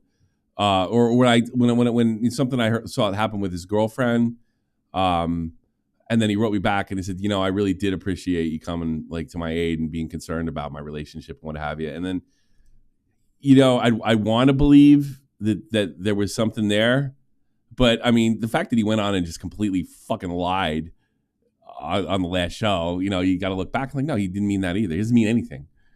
So Boogie is a phony. He's a complete fake. He's as much as admitted. It's not like I'm being super hard on him. That he's he will always take the path of least resistance, and that's why he belongs on that show. And he will always get in trouble because he looks at somebody like me. Pulling yourself up by your bootstraps is not always the solution. But that's kind of my personal philosophy when I screw up or if I all right, maybe it's because I was raised Catholic. It's your fault. Figure out a way around it. And it's not everybody else's fault. Boogie was not raised that way, and he hates people like me. It's your fault. Yeah, it's your fault. And honestly, it's your fault has helped me tremendously over the years. I don't think I've ever got a victory by saying it's the world's fault. Even if it was. It seems like that. Yeah. When because I got to admit, I wasn't a fan until the whole Boogie cancer thing, and then I started going back and watching all the old episodes and I was loving it. Really? Great. I like how you had the. You might want to try out Baited. Well, I like how you had see right away you had like kind of like a radio background. You know what I mean? Like, well, not officially, not in any capacity. The first radio program I was in college, I got kicked out of within an hour of being there. So everything is how I saw it. I think it should be done. So I don't have any real experience. It seemed like you knew like the format of it though, which was cool. You know, I think that's why Baited failed as well. I think it's one of the reasons Baited failed is because they didn't understand, because both those guys were coming at it more Keem than Clown. Both those guys were coming at it from a video perspective and not really having a kind of understanding in radio. I think more like with Clown, it was more like, you know, we can have these kind of, because everything on Baited was 100% on the level. But Clown realized when one of our episodes, which is considered one of the most emphasis, he didn't want to put it out because we'd never be able to live up to it again. And kind of, I don't know if we did. Actually, we might have actually, but there was no way going forward. So he had some kind of semblance of radio. But Keem is big till it burns. You know. Yeah, it almost feels like they have like they think of stuff that was like invented, you know, like 20 years ago, and they think it's like, oh, it's brand new. You know, like maybe. But yeah, and then I had another question. Have you ever thought about like getting like any like ex-pro wrestlers on your show? Because there's like I don't have anything to say to pro wrestlers, but I mean, if one of them was a fan, I'd definitely put him on. Why do you want me to talk about wrestling? I'm not even. I don't watch every week. I think it's just laziness on my part. Like, I like pro wrestler. Well, if you get me, like, what pro wrestler would you like me to talk to? I don't know. You could probably get like Marty Jannetty. Oh, Jesus Christ! Yeah, like I mean, he's the LolCow himself, you know. Yeah, but like, what do I do with Marty Jannetty other than insult him? Yeah, that's true. Well, maybe he would just let him talk for a little bit and then just laugh at him. Yeah, like you did on LolCow, you know, like just let him talk. You get sick of that pretty quick too. I actually like Marty. Yeah, he's pretty cool. Yeah. And then my last question, you can tell I'm a first time caller because I wrote down questions. Sure, like, sure. I've been watching a lot of this podcast called like the Anti-Hero Podcast, and it's about like, yeah, it's about like stuff that was like propaganda on our side that like, you know, it's been, you know, proven that like it was, you know, it's there's no denying that what they're saying is propaganda. I'm sure. Well, I don't think there's any propaganda is a legitimate war tactic. Yeah. So you're talking to a soldier. No, everybody does propaganda. Everybody. It's absolutely essential. So like your government lied to you. No shit. You know, especially in time of war, lies are a weapon. You know, like I'm never shocked by that. But go ahead. Well, the Tillman story, that actually like that was a little shocking. I have to. By the way, Tillman's the reason I joined the military. Well, I was in, and I didn't find out it was. I mean, I would have joined either way because the principle's the same. When Pat Tillman got killed, it was the day that I said, okay, you're sitting on your ass. You're sitting there cheerleading this fucking war. Why don't you get in it? You're still young enough. But then I did find out after I signed up that it looked like it was friendly fire. You know, but that I never knew that I don't approve of. I don't approve. I don't know. I look, keeping it quiet. All that's like omitting stuff. No problem. Telling people a story that didn't happen is bullshit. That's wrong. Yeah, so, I agree because like when I heard about him getting killed like while I was in Iraq, and I was just kind of like, it was like, what, you know, like, and then I didn't ever went back to it until I saw that documentary about it, and then what they say on the Anti-Hero podcast about it. You know why they covered it up, right? Oh, of course, because of, you know, like he was a big, you know, like recruit. Like it makes us look bad. No, go a little more local. You're in the Army. Go a little more local. Yeah. It was to protect officers' ass. They went through. Yeah, okay. No, here's what they did. I guess they came on a mountain, and they decided to send. I guess I don't know if it's a platoon or what they a group or I'm not exactly sure. They sent part of the platoon. If it's not a platoon, I apologize. In the one side, and the other platoon on the other side of the mountain, and they met each other at the end. Yep. That is number one. You don't fucking do, and all those guys are taught that at West Point. You don't split your forces. Every one of those guys were taught that. You don't split your forces. So what happened when they met each other on the other side? Started shooting at each other. Yep. Pat Tillman bravely went out with a flag to signal we're on the same side, and they blew his brains out of his head. That's what happened to Pat Tillman. So if I had to guess, they all, and remember, his brother's there too. And they lied to his brother at the scene, right? Mm-hmm. Yep. So what happened was, it was a bunch of officers looking to cover their fucking ass because the war hero got killed, by the way, doing something heroic. So it like, that's, to me, that's a heroic, because he didn't want any of his brothers. He was willing to risk his life because he didn't want any of his brothers to receive friendly fire. That's like, this guy, he was like all state. He was a NFL Pro Bowler. He was the same age as me, by the way. He had everything going for him. And so I don't really think that the fact that they covered it up, which is probably local, and then the George Bushes of the world, or at least that they were probably, I'll accept that story, sure. Until the guys that probably shot him said, you know what, I'm the one that shot him. Yeah, that's probably how it came out, if I had to guess. Like, I didn't think about it being local. I was just you always got to think local with everything. Conspiracies are rarely from the top, and it's one of those things. Like, everybody knows what's like. All right, George Carlin said this: you don't need a conspiracy when everybody knows what's in their best interest. Upper, like heavy brass. What's in their best interest? To tell the president he died in the line of fire. They don't need a meeting. That's how the real conspiracies start. Well, and it robs like learning from the mistake too, because I mean that's there's nothing to learn from because it was known, and both those guys should have lost their commission. Every officer should have lost their commission that split that force up, because that's bare bones basic. Privates know this shit.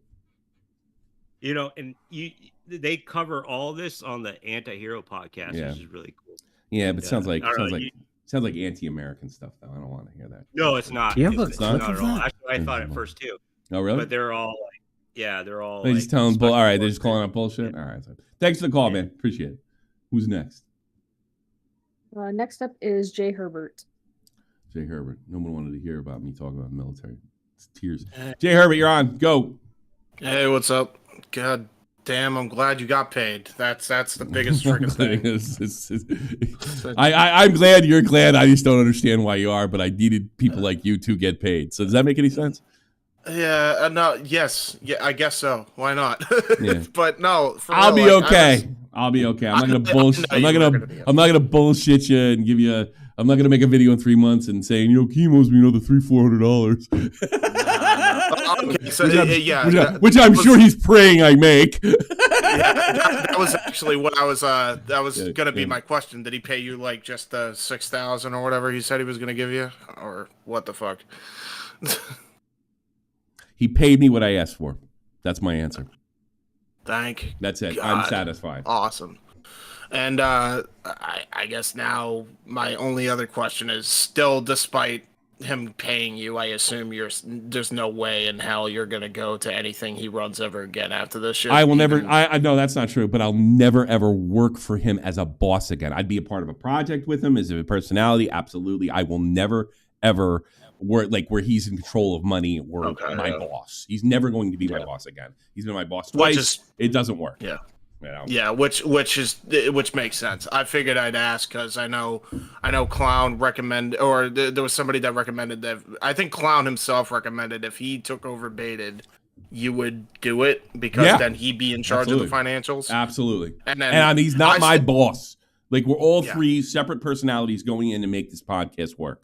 Right. That's the only way I do it. And then he never gets to tell me what to do ever again.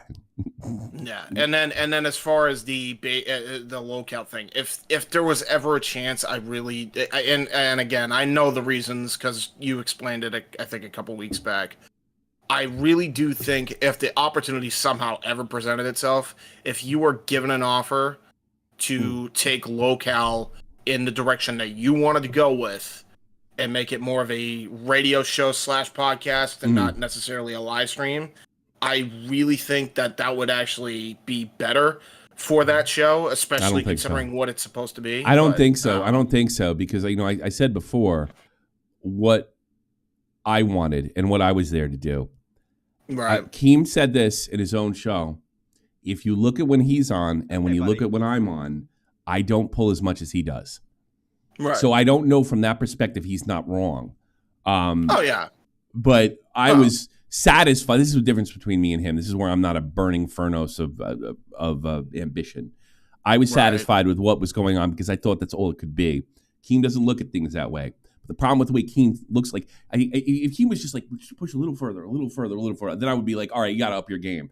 But Keem is trying to make it the biggest thing, trying to beat Joe Rogan, you know? And right. I think that's the problem, you know? But this is my thing though. You have enough realization to realize that where you would actually probably be able to. But but you know, and that's why Keem's rich and I'm not. Like I'm not gonna. That's why Keem's rich and I'm not. You almost have to be that way to get like what he wanted. He's wanted a couple 100,000, I think, in there, and he thought he was capable to do that. And to him, I mean, I can't imagine he's in it for the money. Right. You know. Well, again, I'm just saying because like if you were ever given that, I feel like you would make both of those worlds balance because you would let him on. I can't imagine if you were the boss of LolCow, like hypothetically, right? Yeah. And you would let him on. You would have him stay, and then you would run it like a radio show, and then natural clips would happen that way. Yeah. Which I think he's missing the point on is that he doesn't understand it because he's a YouTuber. Yeah, he doesn't understand it. You and see it's not like that's my thing. You see the bigger picture of this. Yeah, but like, I mean, he could always fall back on it, and I can't even argue with him. I've been more successful than you. When I'm on, it makes more money. It's a commercial project. In fairness. Yeah, you know, it doesn't make him right. Just because he can fall on that sword and shield doesn't make him right. it doesn't make him right. And he thought he could fall on. He thought he could fall on it to steal my money. And it didn't work. Exactly. So I mean, but as far as like creatively, he's kind of stuck. In my opinion, he's kind of stuck in old school YouTube mentality. And even going back for his videos, he never got podcasts. He never got it. He'll never get it. Yeah, exactly. I don't think he didn't know why any of his previous podcasts worked. He didn't know why Baited worked. He didn't understand why, really, to a lesser extent, well, I go because of Salvo. Why Keemstar Show worked because of Salvo. I mean, I'm sure they made a lot of money with Mom's Basement. I don't know what the viewership was or anything like that. I don't know how to look at any of that. I mean, maybe I can go in there and check. But I mean, that lasted. That I don't know if they expected it to go on as long as it did. Right. But it's not. It's I don't think he's not in. He's a YouTuber, not a podcaster. Yeah, exactly. And I never was really a good YouTuber. I was always a podcaster. I was always a wannabe podcaster. Well, I think that's where I say like you have what you have now. It's like you say, well, I'll go in my island of irrelevancy. Like I get your whole thing. It's like I'm fine with that, but I would like do everything I could if I was in your shoes. Like I'm full of piss and vinegar. I've done it. I've done it. But I did that. I did that already. I did that already, and it culminated with the best Keemstar video ever made by Nick DiOrio. That's true, but I'm over my revenge fucking angle. So I still think this is like the best show ever because, like, again, like perfect example, the TBH show when you were talking about Nerd City, like the idea that you let callers call into the show and talk to these people, like just randomly, and it could happen at a random time, like that was huge. That was huge for me because it was like, holy crap, I'm talking to a clown. So it's like. I think that has a lot. I also like people. You might, you might not believe it with this the way I act, but I actually like people. Same, man. Hey, I think I'm a little more personable than those three. And admittedly, like you start getting a big YouTube channel, you get a lot of weirdos, man. Like a lot of really strange people that make you feel uncomfortable and stuff like that. I'm comfortable in an uncomfortable environment. So I think that's just personality. And I'm not trying to control what everybody thinks of me. But, I'm not going to totally bash Keem. Maybe this is a better direction for it. Maybe it takes off. And I wouldn't be surprised if it did. Yeah, I really wouldn't. I don't think he should have paid you because you slighted him And more importantly, you slighted me. Fuck you, Tommy. Okay, good. All right, take care. Thanks for the call. Who's next? Next up is Electric Wizard. Electric Wizard. I'm surprised that any of these calls are a little bit different. Electric Wizard, go. Hey, Tommy. I just wanted to ask a quick question for you. As someone who is a kind of longtime watcher of the character that is Wings of Redemption, I just think he's a fascinating guy. It's good. What is the funniest thing that you thought he said or did on LolCow while you worked together? The Marlboro thing with the when it was the Marlboros in hell, and what did he say? I forget exactly what he said. I know what you're talking about. I don't remember the exact wording. The exact wording was really funny. He is a funny guy. I don't think there's anything a doubt about it that Wings of Redemption is a funny guy. There's no doubt about it. But that's the one that sticks out. That's the one that made me crack up the most. But he's cracked me up so many times I can't remember any of them. It makes any sense. I think the best one for me has to be when Boogie's talking his way out of the faking cancer bit. He puts on his top hat and starts digging like a shovel, he's digging his own grave. I thought that was the funniest thing ever. Yeah. But he is legitimately funny. Like, people forget, like, his Wings has kind of become a LolCow and a bit of a joke on the internet. But, he was top guy for a long time, and it wasn't because he sucked. No, he's funny. He legitimately had something to offer. He wouldn't have been on PKA. It's a really good podcast if he didn't have anything to offer. It's just you get a lot of emotional baggage when you put him on. And LolCow's the best place for him. He was funnier than Woody and funnier than Kyle. I think he says all that crazy shit, and then Woody's a straight man. Kyle's the shooter. I mean, the other straight man. Wings is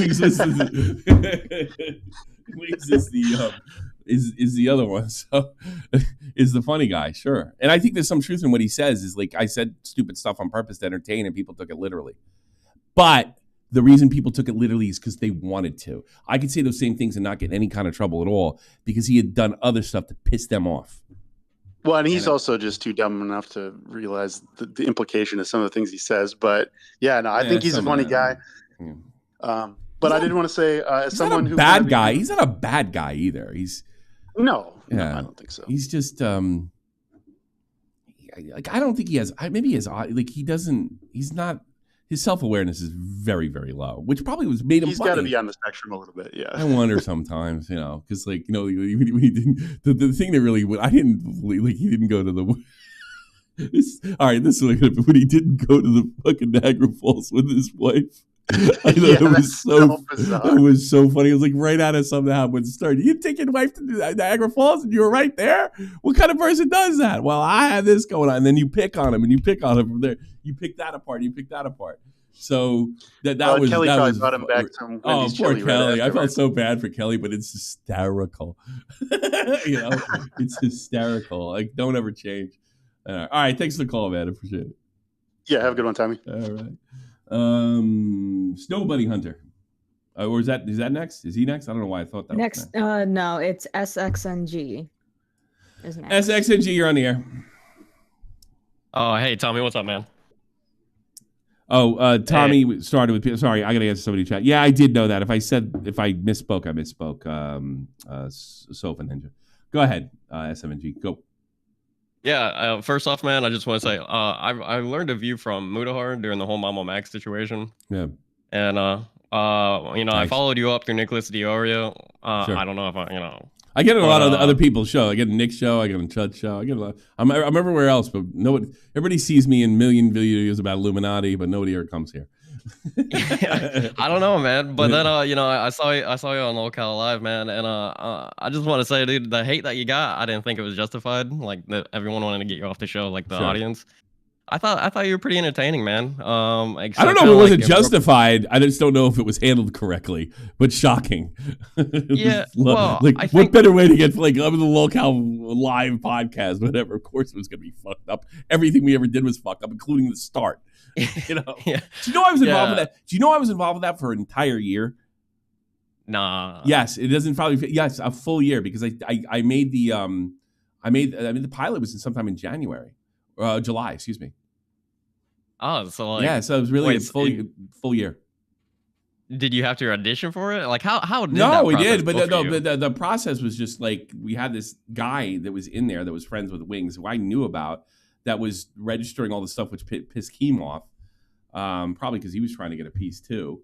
That he wasn't, and like I don't know, Keem kind of figured it out way too late. That's why it became LolCow Live. Oh yeah. Oh, that third guy that stole the name.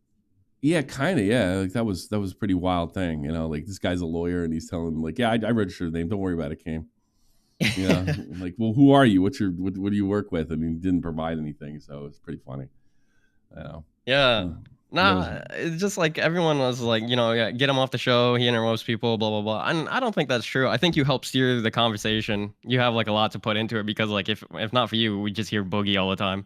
Yeah, well, obviously that gets boring after a while. I appreciate it. But and then I kind of tuned out. I got on a phone call, so I missed the one conversation. But I came into it halfway, and like the whole the blue on blue and the blue on green stuff, man. If I'm not mistaken, you know just as well as I do. Like, unfortunately, that stuff happens more often than not. Oh yeah, it does. It does. It happens a lot more than anybody. I think even in the army wants to even talk about. Yeah, dude. It's heartbreaking. I think my first 2 months there, I like straight out of basic, blue on blue incident during training. Well, it was crazy. Oh, during training. Yeah. Poor kid, man. Here's another thing nobody knows. I tell you another thing that happens nobody wants to hear. How often guns get pulled out in a war zone on each other. For sure. It happens a lot. Now most of them don't end in somebody pulling the trigger. But I was told that happens and I saw it happen. You know. Yeah. It's just, you know, somebody just like all of a sudden that bolt slides forward, and you hear, what, motherfucker? Yeah, and it's no shit, dude. It's a Mexican standoff. That happens more than people want to know. You know. Yeah, no, like so, you know, like I came in, I joined in like 14, you know. So my stint is a little. That's when I got out. So you know, my stint's probably a little different than yours, man, but. No, I think it's pretty much the same military. It's probably maybe after Obama got in there a couple of years towards the end, but no, it's pretty much the same thing. The only thing that was starting to change, is when they got rid of Don't Ask, Don't Tell. That's the weirdest it ever was because they were because all the chaplains were exempt from treating like the gay couples for their fucking problems because you know they had to do a thing where you know if you're gonna treat a straight couple, you got to treat a gay couple. And the chaplains were like, I'm exempt because it's against my religion, which they all granted them. And that fell on the sergeant. Like, I remember some sergeant almost getting a fist fight with an officer the day I left active duty, right? And I went right into the day I left. And these guys were almost in each other's faces, looked ready to throw down. And he says, I'm not a fucking doctor. I'm not a counselor. And you want me to do this? And it's an order. That's an order, Sergeant. It's coming down straight from the top. He said, I'm not a fucking counselor. You know? Yeah. That's the way. That's when I started saying, ooh, maybe it's that. That was the last reaction I saw as an active duty soldier as I left and walked out of the base in Wiesbaden. The last thing I saw. Yeah. That shit's crazy. But like I meant like things changing in terms of like going down range. You know, you get in and then everyone's like, oh, it's like even for the unit, it's like lawlessness. It's like cowboys running everywhere. And you're like, oh, it can't be that bad until like you get down range and all of a sudden you're stuck with like these NCOs that are just like there's a whole different side of a dude you've never seen before and like he's in your ass. Oh yeah. People do change down range. I even from a Fobbits or a Pogue's fucking point of view, change downrange. No, even then, because you get away from your family, and they get fucking weird too. So I've seen that. I had a really close friend that I used to joke around with all the time. He could never talk. He never talked to me because I went home early because of sleep apnea. You know, I did 8 months and they all did 12, and he was so mad that happened for some reason. Because they checked me and they sent me back and then they kept me back because there's only a couple months left in the tour, so just stay home. That infuriated. Yeah, we were really close. That's crazy, man. Well, no, I think what happened to him, I forgive him, even though he's never talked to me again, because he was in our medical unit, even though we're what do you call it? We're not garrison. I forgot all the terminology. We were the head of the unit, the head of the division. We're like I forget what they call it. But most of us don't see any action. It's usually just MPs and medical guys, and both our medical guys and MPs did see a lot of shit, did get the PTSD, did have the problems, and he was one of them. And we were really close, and it just kind of fell apart when I came back. He said he thought that was fucked up. He thought he should have got sent home. Yeah, that sucks, dude. I can't imagine like losing. Well, the guys I went with, the guys on my team. Yeah, the guys on the team, man. Like, look, this guy had to put people's brains back together and shit, and fucking saw the gore that I can't even imagine. So you know what? I guess I can have that one. It's too bad he's not my friend anymore. But I always kind of understood, because I don't understand what that was like. And that was another thing I think that pissed him off. I tried to get on. I tried to get out. I tried to go outside. I asked around to see what I got to do, because I hated doing the same thing every day, and I wanted to leave. I forget mid team. That's what they were called. I wanted to go on a mid team, and I'm glad I didn't. But he heard I wanted to do that, and I think that pissed him off as well. Why would you want to do that? It's like that scene in Glory. When all those black soldiers they can't wait to get in the battle, and that one Irish soldier says to him, why do you people are dying? Why do you want to get in there? Because they're all full of that army vigor, and they want to get in there, and they also want to prove themselves as black men, And the Irish soldier says to him, "You don't want to go there, buddy." I mean, I get that. Like before I went downrange, dude, I was trying everything, because I had this one NCO. He was a gunner in a helicopter. I forget what it is, but like at some point, I was with 101st. And 160th, I guess, like lets you drop an app, and they let you become a door gunner for X amount of time. I knew a door gunner. Huh? I knew a door gunner too. Yeah, dude. He said it was like the best experience of his life. But yeah, I was trying to hit that shit too. It's just like, what is it? It's just that I like want to go back downrange. You want to get in there? Yeah, I wanted to do. I'm glad I didn't though. I don't think I was ready. I'll be perfectly honest with you. I don't think I should have been in combat. But I was crazy enough to think I could have been. No, I wasn't. I don't think I was cut out for it. Nah, I totally get you, but I don't want to. But I only say that with perspective. Like what was I like at 30? Not somebody should be in a gunfight, But I believed it at the time. You couldn't have told me that at the time, for sure. Well, you were 11 Bravo, no? No, 25. Well, what were you? No, it was combat support, 25 uniform. But we could be put with anybody. Oh, yeah, we get wings, and yes, they basically comms. Yeah, so the guy who filled your radio, that's me.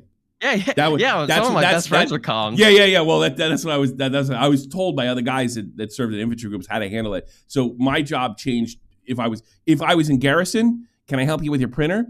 If I was with you guys, I'm filling your radios. Good luck, motherfuckers.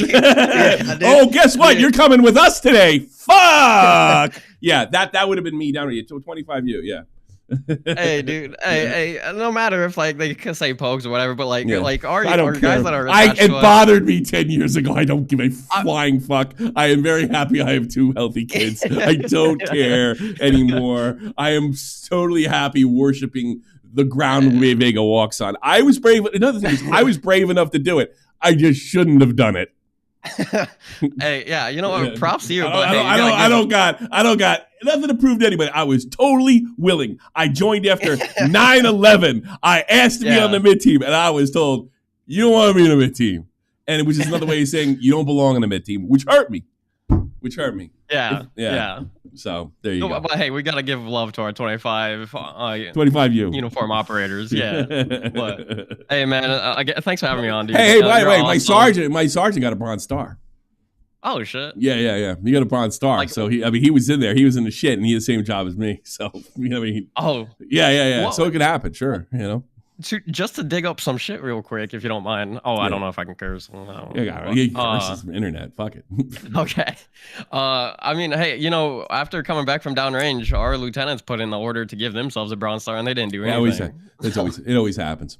It always happens. Yeah. First of all, the big one is the V attachment anyway. They couldn't write themselves for that, but they definitely got it. And that's been going on since the dawn of medals in the U.S. Army, which didn't happen, I don't think, till about 50 years after the Revolution. Officers have been putting themselves in for awards. Let me tell you something. One of those, I'm not going to question John Kerry's. I'm sure I know he was a swift boat gunner. I know he saw some shit, but some of those Purple Hearts are bullshit, and only the stuff an officer could get. Yeah. One of them, he's fucking around. One of those Purple Hearts was him fucking around with a grenade. You know. Oh shit! No, I didn't know that. But I'm not surprised. Yeah. Oh no, me either. No, it's going on. I was told this by a Vietnam vet. He goes, officers are they're gonna promise you shit and give it to themselves. It's gonna happen. And I forget combat, forget being downrange, right? I was told, I don't know how many things I was told I think my buddy Carrington counted 10 because we would set up the PA systems for other units and stuff inside of in Wiesbaden for other units, and they always said we're gonna put. I didn't get one fucking medal, not one. Yeah, not one. I didn't even get one bullshit medal. Oh yeah, not one. Well, getting the bullshit medals, like you had to be best friends with your PL. Yeah, but I never got a bullshit medal either. So there you go. All right, let you go. The army chat's over. Man. There you go. Yeah, thanks, bro. All right, take care. I want to get to the news. Justin Tager, try to make it with one thing and one thing only. We're gonna make this quick because I want to get to the news. All right, Tommy. I guess I was just wondering, and I know it's not just me, but you got to tell me your favorite color. Black. I don't know. I don't give much thought. You what? Black, I guess. Tommy. What? You know what? I'm done with you. I'm not watching anymore. All Goodbye. Right, bye. Snow Bunny Hunter, go. Snow Bunny Hunter. This is Snow Bunny slang for white people? All right. Sorry, Snow Bunny. And last guy is that the guy we had before? Yo, what's up? Yo, you're on the air. What's up, man? Your last caller. Okay. I just got a victory royale in Fortnite, and Smaggle Daggle owns you, little bro. Okay. We gotta take care. So, bro, Smaggle fucking owns you, dude. All Smaggle owns you. Smaggle. Smaggle owns me, everybody. All right, let's get into the news. What's going on around the world, the internet? The Tate brothers, I guess, got brought in. I am trying. We're going to do an interview with Willie Mack's show about the Tate brothers. Despite what you hear, maybe to piss you off, he's guilty and more than likely going to jail. This whole the Matrix is after me bullshit, where there is some truth in that, is not going to get you out of committing fraud and telling girls to come to Romania for something other than that's sex trafficking. As soon as I tell Jenny, come here to Germany, right, because I need a secretary right here, and I tell you to take off her shirt, that's sex trafficking. He's fucked. And I wanted to go over all that with Willie Mack because he's got the inside on all that stuff. Some of the stuff he talked to before, but I thought it would be kind of a time convenient. And you can hear Dicot is the FBI of Romania. And here's another thing. And Willie, word on the street in Romania, right? A lot of people in the States and around the Western world, saying that, he's getting fucked and what have you. In Romania, it's almost like even people like him, he's fucked. That's the word on the street in Romania. So I just thought that would be kind of interesting. Nothing made me happier than this. This is the greatest news of the day. Nothing made me happier. And by the way, that is one goofy fucking haircut. Jesus Christ. Why those glasses are bigger than him? Like, Jesus Christ. But the funny thing is, so D'Angelo Wallace goes to his second channel and makes a video on Nerd City. And we think, I think Nick figured this out. Nerd City used him as an example of somebody that didn't know what they were talking about when it came to NFTs. And it looks like D'Angelo can hold the grudge. Because, and by the way, it's a good video. Pretty funny. Because he goes right at him. And I think it's something Nick mentioned. Usually if you make a crack, like I punch up all the time, so I take a lot of shit and people hate me and they say they're never going to watch me again or what have you. But, and guy like D'Angelo, who does not impress me as far as somebody that would take a risk. He's just a YouTuber when it comes down to it. I think he's noticing as well as I'm noticing, as well as Nick's noticing, is you can say what you want about Nerd City and only this guy Silverstein will bitch about it. Like one guy. So he went into his meltdown, and I gotta highly recommend this video. It's too fucking funny. Yeah, it's kind of like Nerd was always like a half-assed way. I mean, this guy's got 300K on this channel. Look at that. Look at that goddamn picture. Oh my god. Do you have a clip of that? Whoopi looking. He does look like Whoopi Goldberg. Yes, somebody said it in chat. It was like Whoopi on Ozempic. Oh yeah. D'Angelo Wallace, right here, 1.7 million. This is big. He's lucky. He's lucky to put it on this channel. But D'Angelo is probably a decent YouTuber. He was gifted a beautiful voice. But he's safe.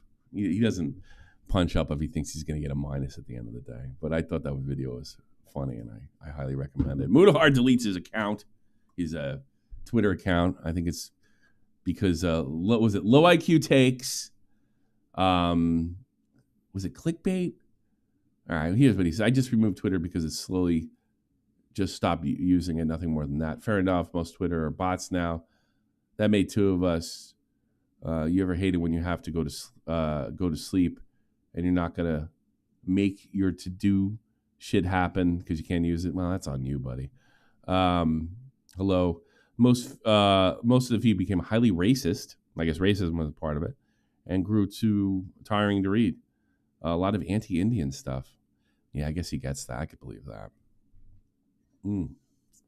So if Mudahar says it, that's it. I do wonder with Mudahar, because Mudahar makes a lot of Indian jokes himself. He uses the stinky joke a lot. I do wonder if the fans do it back because, well, first of all, they think they can, or more or less they think they're joking around with Mudahar. But I think if you're Indian and you start seeing that, I can imagine if I heard the Irish were drunks all day, I think eventually one day I'd get sick of it. You know, so I think it's interesting that he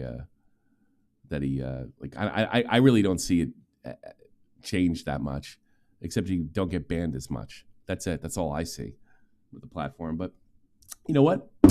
If he doesn't want to be called a stinky Indian, delete your account, and he did. That's my take. What's yours? Solved. No, problem solved. Yeah, I wouldn't want to put up with that bullshit either.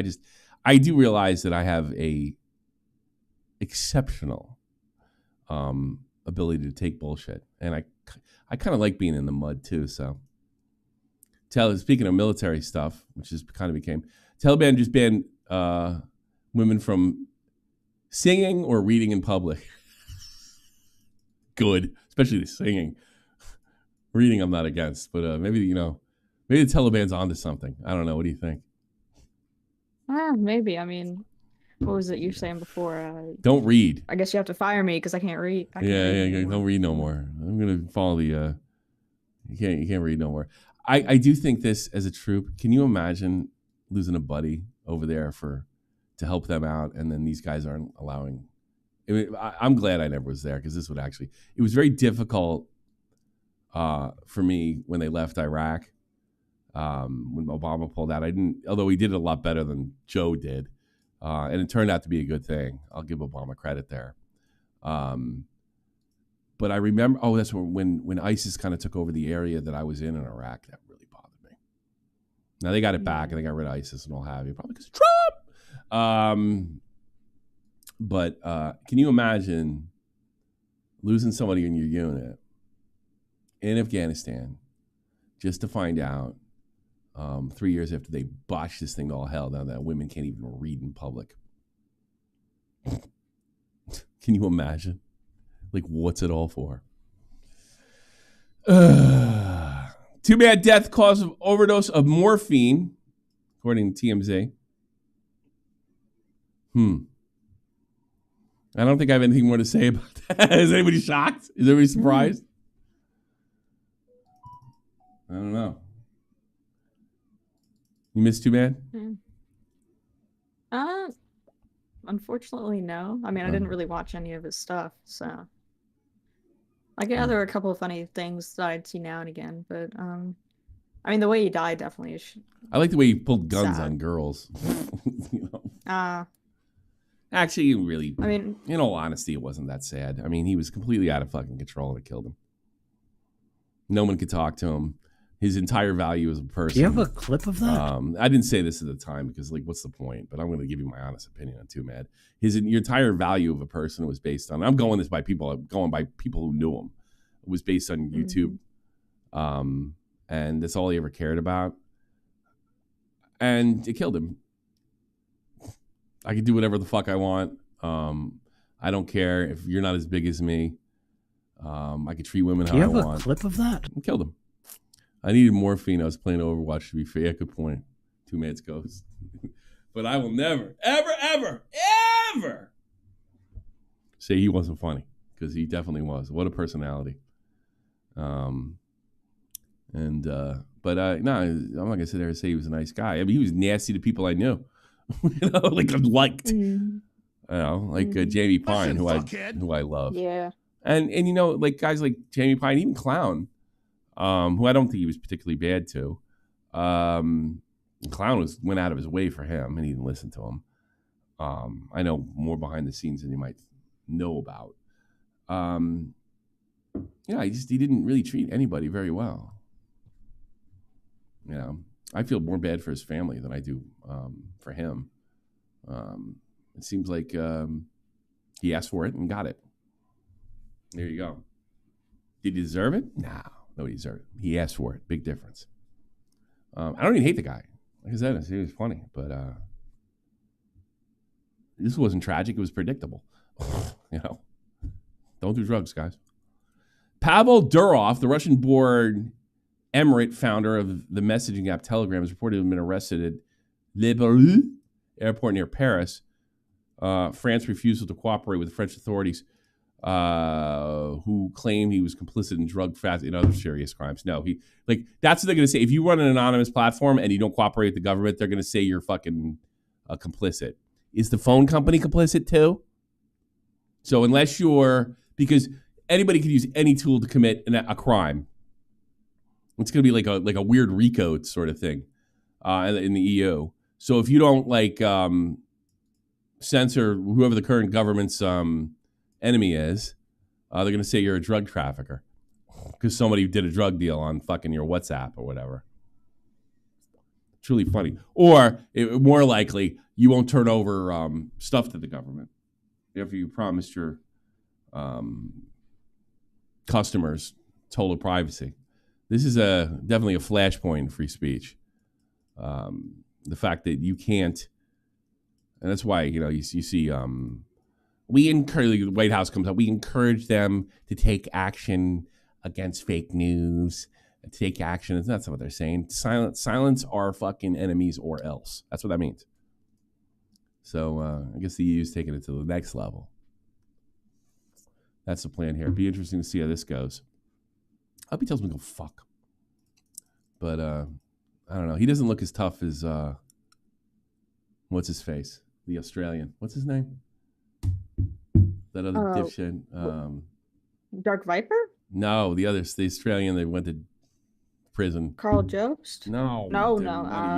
Julian Assange? Assange. Yeah.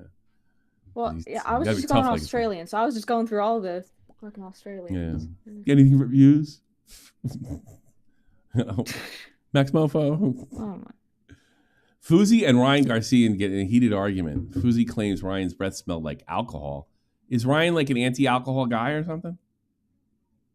I don't know too much. Ryan Garcia, this is my first experience with Ryan Garcia on SFTP. Yeah. It's not good. It's because it's blowing his breath. G7 president, you hear that? I You smell don't. Good. No, I do. no, I I don't. I do. You know don't. what don't smell good? Your upper lip. Oh, Your no. you barely can see. Your breath smell like alcohol. I'm on you. Your breath smell like alcohol. I'm on you. Your breath smell I'm like on you. alcohol. I'm on you. Your breath smell like I'm alcohol. on you. Devin Haney said the same thing. Got knocked out. I smell it. Yeah, I smell it. Ha, Yeah, that's alcohol. That's alcohol. You've been drinking. You've been drinking. You've been drinking. What you drinking? It's a little early to be. People say I'm a fucking man-child. Jesus. Drinking. What time is it? What time Yeah, is you guys it? are more than welcome to come in. 5:10? Yeah. Scared, bro. Like I said, they put fear into people. They get scared. Who, me? You. Why would a civilian fuck with a professional boxer with I hands? thought you were a boxer. Who said No, I'm a you're not, boxer? bro. Who said I'm a You boxer? got beat up that day. Who said I'm a boxer? Uzi's chest. I see you guys talking shit about me. Fuck you guys. Stupid ass G7 fucking group. You guys are some fucking bitch ass motherfucker. If I seen your Everybody's a black gangster. Person ever you gotta say to my face, fuck you guys. You ain't saying shit to G7. They got you. You ain't saying shit to G7. You're saying fuck G7 to the G7 president. Apparently, Fousey's not afraid to say shit. He's like, man, you won't say shit to my Fousey's right there. I fuck G7's president too. I gotta talk to you. I gotta talk to you about some shit. We can talk we about gotta anything. talk about some shit, but you can't talk about G7 like that. I'll fucking talk about G7 like that. You won't do shit. Nah. I'll beat the fuck out of you in fucking 2 seconds. I'm right here. You got beat up by Desi. He is. Right here. You got beat up. I'm right. You know what this is? You know why dog? You know when dogs and wolves attack, they don't make a sound. You know why? Mm-hmm. You know why, right? Because they don't want to alert their prey. Yeah. When guys yell, they're never gonna throw. If you think back to all the fucking fist fights you've ever seen in your life. There might have been an exchange of words, but usually no yelling. So the doggy's barking. Right here. I'm right here. I'm right. Now, if Fousey touches him, he might go off because then he's going to feel he has to. But I could tell right away this guy's not going to do shit. Here. I'm right here. What that is? And I'm trying to put on a show, Fousey. Let me go. I'm right here. That shit. That looks like my daughter wrote that shit. All right, listen, guys, let's all be friends. Who's that guy? I know him. Who's that guy? Neon. Dion, yeah. Fuck that! I seen his chat. Hating ass motherfuckers. I actually saw him smile. Fuck your chat. Chat. That's funny. So Fousey's back, huh? Good. Fousey's a good IRL guy. I actually think he is. Ryan Garcia calls out Sneeko for disrespecting Christianity. You go. Okay, with you saying that Israel is a chosen land, that Palestine shouldn't exist. Why is he talking about Palestine and put himself in a baklava? He's like a gay Palestinian soldier. Was it pink? Problem with Sneeko talking about Christianity the way he does, and whatever his name is, whatever. I don't give a fuck what his name is. He talks about Christians all the time. That's not right. He fucking says that it's better to be gay than a Christian. He says that you could rape little. Is that true? Is he like an anti-Christian guy, Sneeko? I have no fucking clue. I honestly don't. Yeah. It's kind of entertaining. Girls. So if you're okay with somebody that and you never condemn him, you never checked him once, that's weird on you. But like I said, I always hold my words accountable. That's where the whole You hold your words accountable. Apparently he's Muslim. So Sneeko's Muslim. So so he says bad he things is very anti-Christian. Oh, he is anti-Christian. Yeah, I imagine. thing went crazy because he came up on my shit. Okay, sorry. Vault is calling me out. He's on a Muslim grift. He's on a Muslim grift? Well, Vault would know. Yeah. About, it's okay, the girl wasn't 9 years old, she was 10 years old. Like, that makes a difference. If the chat and everybody's cool with pedophilia, then that's on you guys. I don't give a fuck. I stand by business. I called him out. I had no problems with nobody. Obviously, my fucking photographer. So this is a new guy on the block, I'm guessing, this Ryan Garcia. At least in commentary space. And so many people that work for me are Muslim. I don't care if you're Muslim. He's Muslim. I'm cool with everybody. But again, once you start disrespecting people and then nobody else calls them out on it, that's weird. Like, what are you scared of? I'm not scared of nobody. You're not about to talk about Jesus and talk about... Fuck Jesus.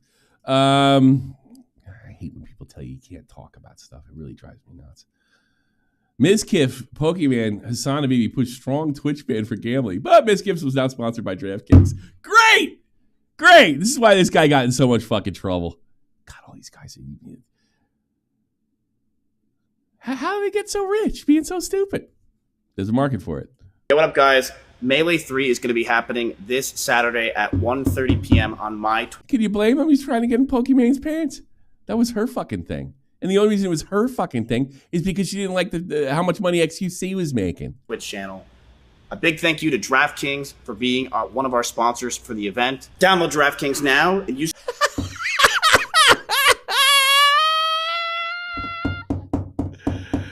Don't worry, you can call 1-800-GAMBLER. That's so funny. That's so he just jumped. He'll jump on any. That's why I got in trouble with that fucking girl. They have no idea what's going around them. Use code MISKIF when you sign up. And we'll see you Saturday. Like if Twitch should ban gambling.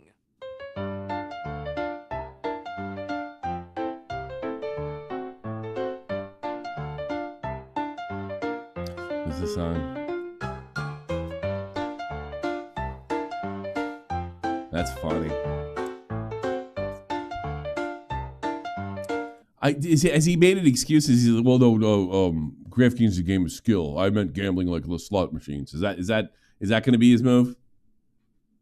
I'm dying to know. Yeah. A few weeks after Adin Ross was offered $1.6 million to gamble on stream. By the way, I'd do it right here if it's leave. I don't lose my channel. I'll do it on Twitch. You want to give me that kind of? I don't give a fuck. I don't care. I don't care if your whole family goes homeless because you get a gambling problem. It's not my problem. I need my money.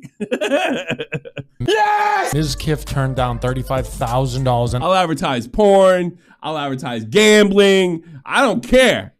I'll even advertise MetaPC. An hour to do the same. The reason he denied the partnership was because he felt like crap for promoting gambling. Steak. Everyone knows Steak. Steak's the most popular one, and that's because Train does it and Ecstasy does it, right? They started to reach out to me. And this is when I was averaging like 20,000 viewers. Oh, he virtue signaled over turning down the deal. That's so funny. That's so funny. I've grown. These companies were coming to me. They're like, hey, we want you to stream on our website, gamble, and we are willing to pay you $35,000 an hour. It's very weird. I wasn't getting ever. That was double any sponsorship I ever got in my entire life. Next question I had to ask is, hey, if you like Adin Ross so much and you watched him, he has like 2 toothbrushes for fucking eyebrows. Look at that. It's amazing. He's got to shave in between, huh? Look, I am just, I don't even know what he's talking about. I'm just looking at those fucking eyebrows of his. Right? I could clean my windows with them. You know what I mean? Look at him. did you ever gamble on Steak? I would totally, if someone said, Miz, sign this right now and we're going to not stream for a whole week, I would say, can we do longer? I would totally be down. I'll say, look, I'll take someone else's time too. I mean, Yo. I really like Charlie? your idea of doing it Q4 around Christmas too, because that'll hurt the most. Yeah, it would, because that's when they need the ads. Yeah. Yeah. Yo, I would do that in a heartbeat. Also, Good stuff. Good stuff. What a shock. I guarantee you, Pokimane and Hassan's probably out of jealousy. Actually, Pokimane and Hassan are probably out of jealousy because those guys are making mad. Like, people want to watch other people gamble. It's amazing. Or watch them play World of Warcraft, which I may be doing in an hour or two, right on this channel. Not again. Yeah, okay. You know what? You'd be proud of me. They released the game early, and you got to pay it like $90 to play early. And I was just disciplined enough to buy the basic bare bones fucking thing, but it doesn't turn on until like midnight or 1 o'clock in the morning. I don't know if I don't do it tonight because I've only slept about 3 hours today. If I don't, because German Joe was here, and he left today. And he did. German Joe's gone. Yeah, and then now the room's gonna go to shit. But I gave him was an i9 or i7 process. He got a penny. I gave him a computer. My old one, the one streamed many a Chop from the Point episode. He got that computer because he kind of helped us out. Got a lot more.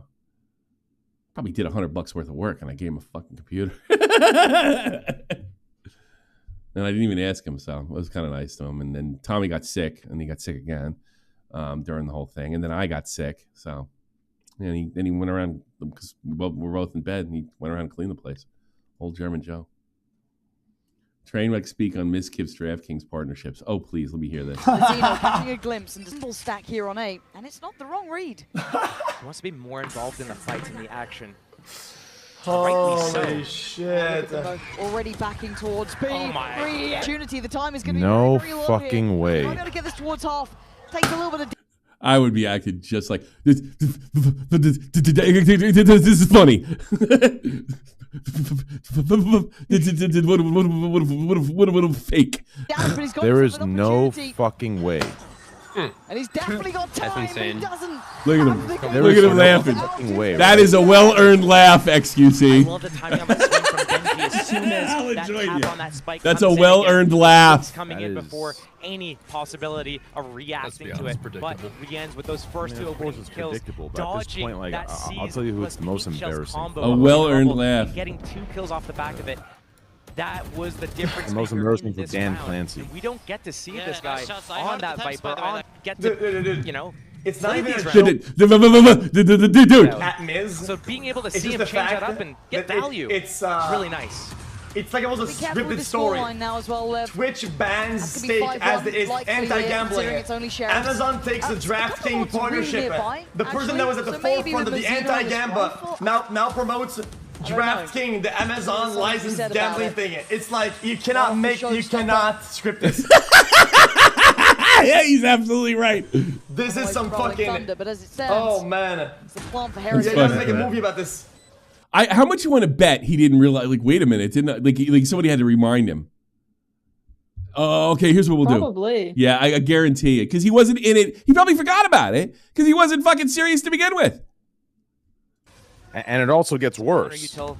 Probably based on jealousy of other YouTubers doing better with it. Oh, it's bad for. They probably had no opinion on Pokemon too. They probably had no opinion on gambling up until XQC and Trainwreck started making a pile. Guarantee it. It's all professional jealousy.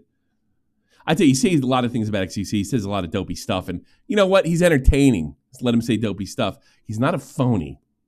I've never caught that guy like being a complete fraud. I don't know if you saw the other site that all the other streamers who were also at the forefront of anti-gambling were all getting sponsorships by. That site ended up scamming people. Oh, the one that we didn't take it.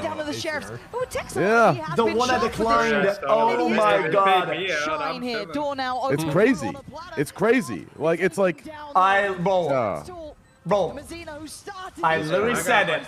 I literally told, I told everybody in my agents, everybody that knew about the deal. I said, if it to be true, I wouldn't do it, right? And they ended up not paying out anybody. ACR, America's Card Room, they ended up paying out. Oh, I could have told you America's Card Room. I never got my money there, and I fucking won a couple $100.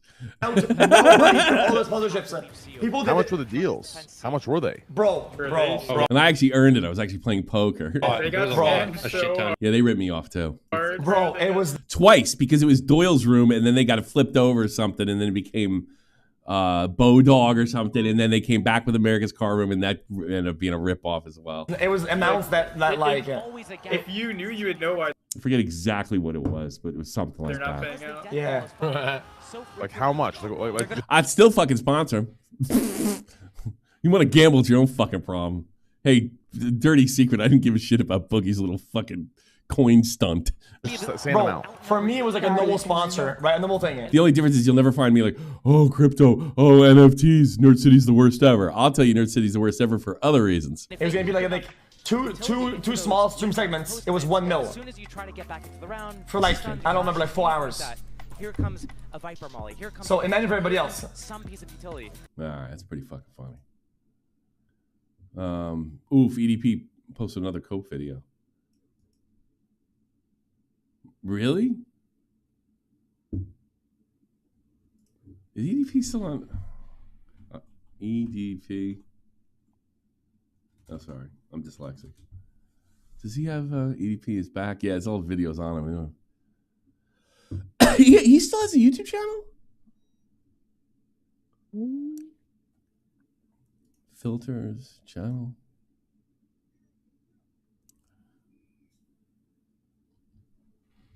If you go back to the tweet. Hold on a second. Eat that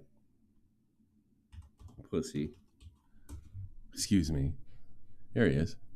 15K. Yeah, they deleted him. I guess he's back on. Mistakes were made. Hold on a second. I want to see this. People are going to paint their narrative on you based on what they narrative. Nothing. I saw you did, you lying sack of shit. Yeah, you're right. I should have been on LolCow. Man, probably couldn't put him on. Everybody would have a fit. I'd love to talk to him. Absolutely love to talk to him. especially when it comes to the internet and social media. One thing I want you guys to understand is that when you're dealing with trolls, when you're dealing with people on the internet who can just leave a comment and you did it, run off to the scurries of their own. You did it. Oh, what happened here?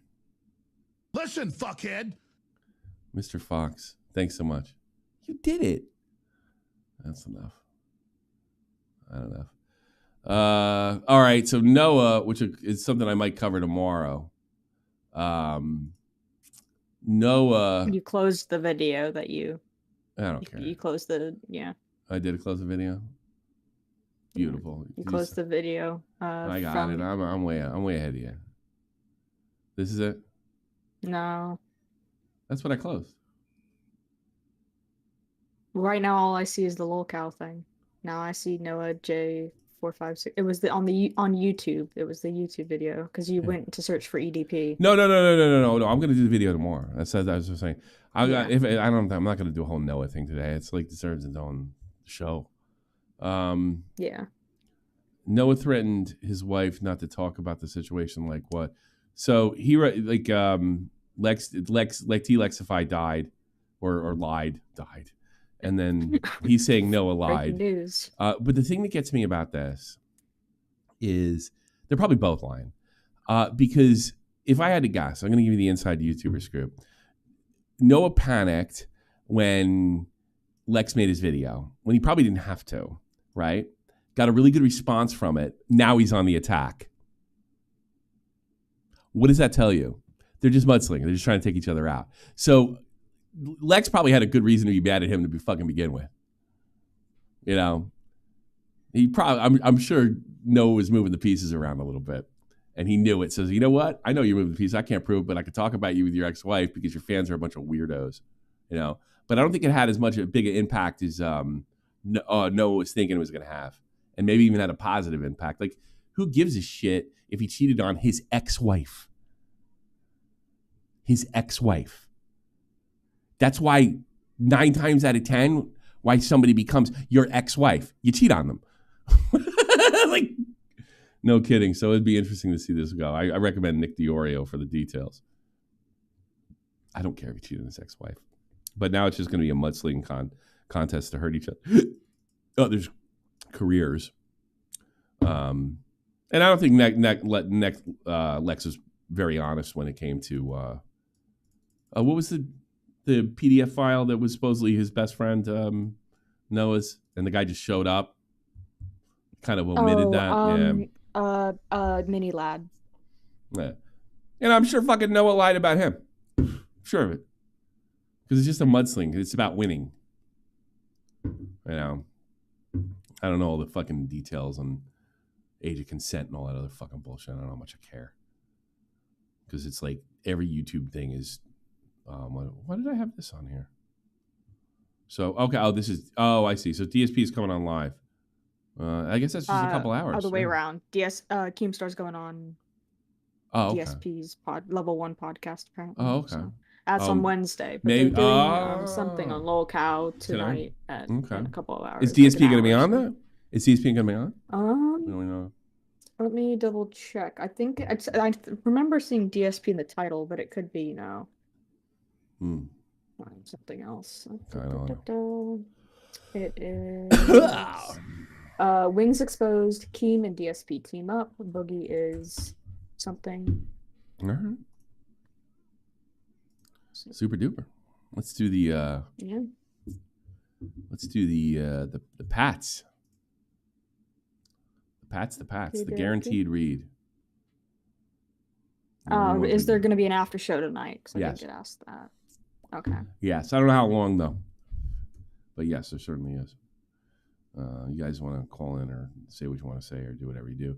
Mafcy, Oatbag, Mrexon, Abby Blackbird, Ashley B, Billion Bones, Blue Jacket. By the way, B and Billion Bones are two different people. Just a Blue Jacket, Cody Grill, Everborn, Final Flash, Latchkey Gotboy, Little Manly, Monkey de Hugo, Nesquick, Not Your Typical Mom, Panic Pung, Reynolds Hughes, Taylor D, Tommy C's Cat, Trippy Savage, XO Irish, XO Yeany, right here, and Picklington. And if you give me the $10 a month, you're paying me in pounds. Yeah, I'm in the UK. I didn't know that. Oh, well, I thought you're paying an American bank. I still use my American banks forever. I still have them, and I use like my PayPal is US still because I haven't been asked to change it. But so there's your guaranteed read. If you want to become a member, here, sync it with Discord, Twitch sub, which I really got to stream on Twitch one of these days. I think it's been a year. Twitch sub. What is it? A booster. Patreon and like Patreon. Sync it. Actually, you don't have to sync it with that. That's the secret. Keep the server boosted. A lot of activity. I heard our servers becoming very retarded. Yes. Good. From time to time, like there's waves, you know. I haven't waves got where any, it's like kind of. I almost normal. don't care unless I have any complaints or something that's going to hurt the server. Have you had to delete anybody or punish anybody or anything? I haven't, but Versus has. What is he? All right. Well, I'll just trust his judgment. Somebody was. I can. Nah, don't say it out loud. I don't know. All right. Yeah. No. So was it bad? So what happened? Yeah. Somebody put CP in there? No, it wasn't that. I'm gonna message you what it was if you calm down. All right. Well, just tell me what it was. Fuck, I don't care. Mr. Fox, what do you want? You're on the air. All right. 3, 2, 1. What was it? What happened? I sent you the message. I'm not saying it out loud. That's great. Yeah, that's a ban. Porn and gore. Yeah. Yeah, that's a ban. Porn and gore is a ban. Yeah. Yeah. What a fucking bunch of weirdos. I know. I don't care if they're calling each other Yeah. names. Yeah, no, that's been the only thing, and it's just been one guy who did that, and like That's not bad. everything else, it's just been people being. So join today. It's toxic as fuck, which usually means funny. And then we'll do the after show for right now. Yeah. Yeah, we'll do those. We'll get those after show. Let's type that in for August 26th. 2300. Listen to me, 2300. Here we go. Yeah. All right, the after show's up and ready to roll, bitches. So I'll see you there soon. Is that it? That's all we got? Yeah. See what we do about getting Willie. See what we can do about. We'll do Noah. Maybe I'll look into the Noah situation and see what that's happening. Also, see if we get Smaggle Daggle on here or something. Do a whole show with what does the Smaggle Daggle Tommy C podcast look like? I'm not saying it's going to happen. Like, what does it look like? Yeah. You know. Always have him on love phones. You know, I bet he would give great advice. Yes, sir. Yes, sir. Thanks so much. Hope you liked, subs, shared, all that other stuff. Appreciate all the support. And that closes the books on LolCow. Got you all the news of the week. And we out of here. Bye-bye.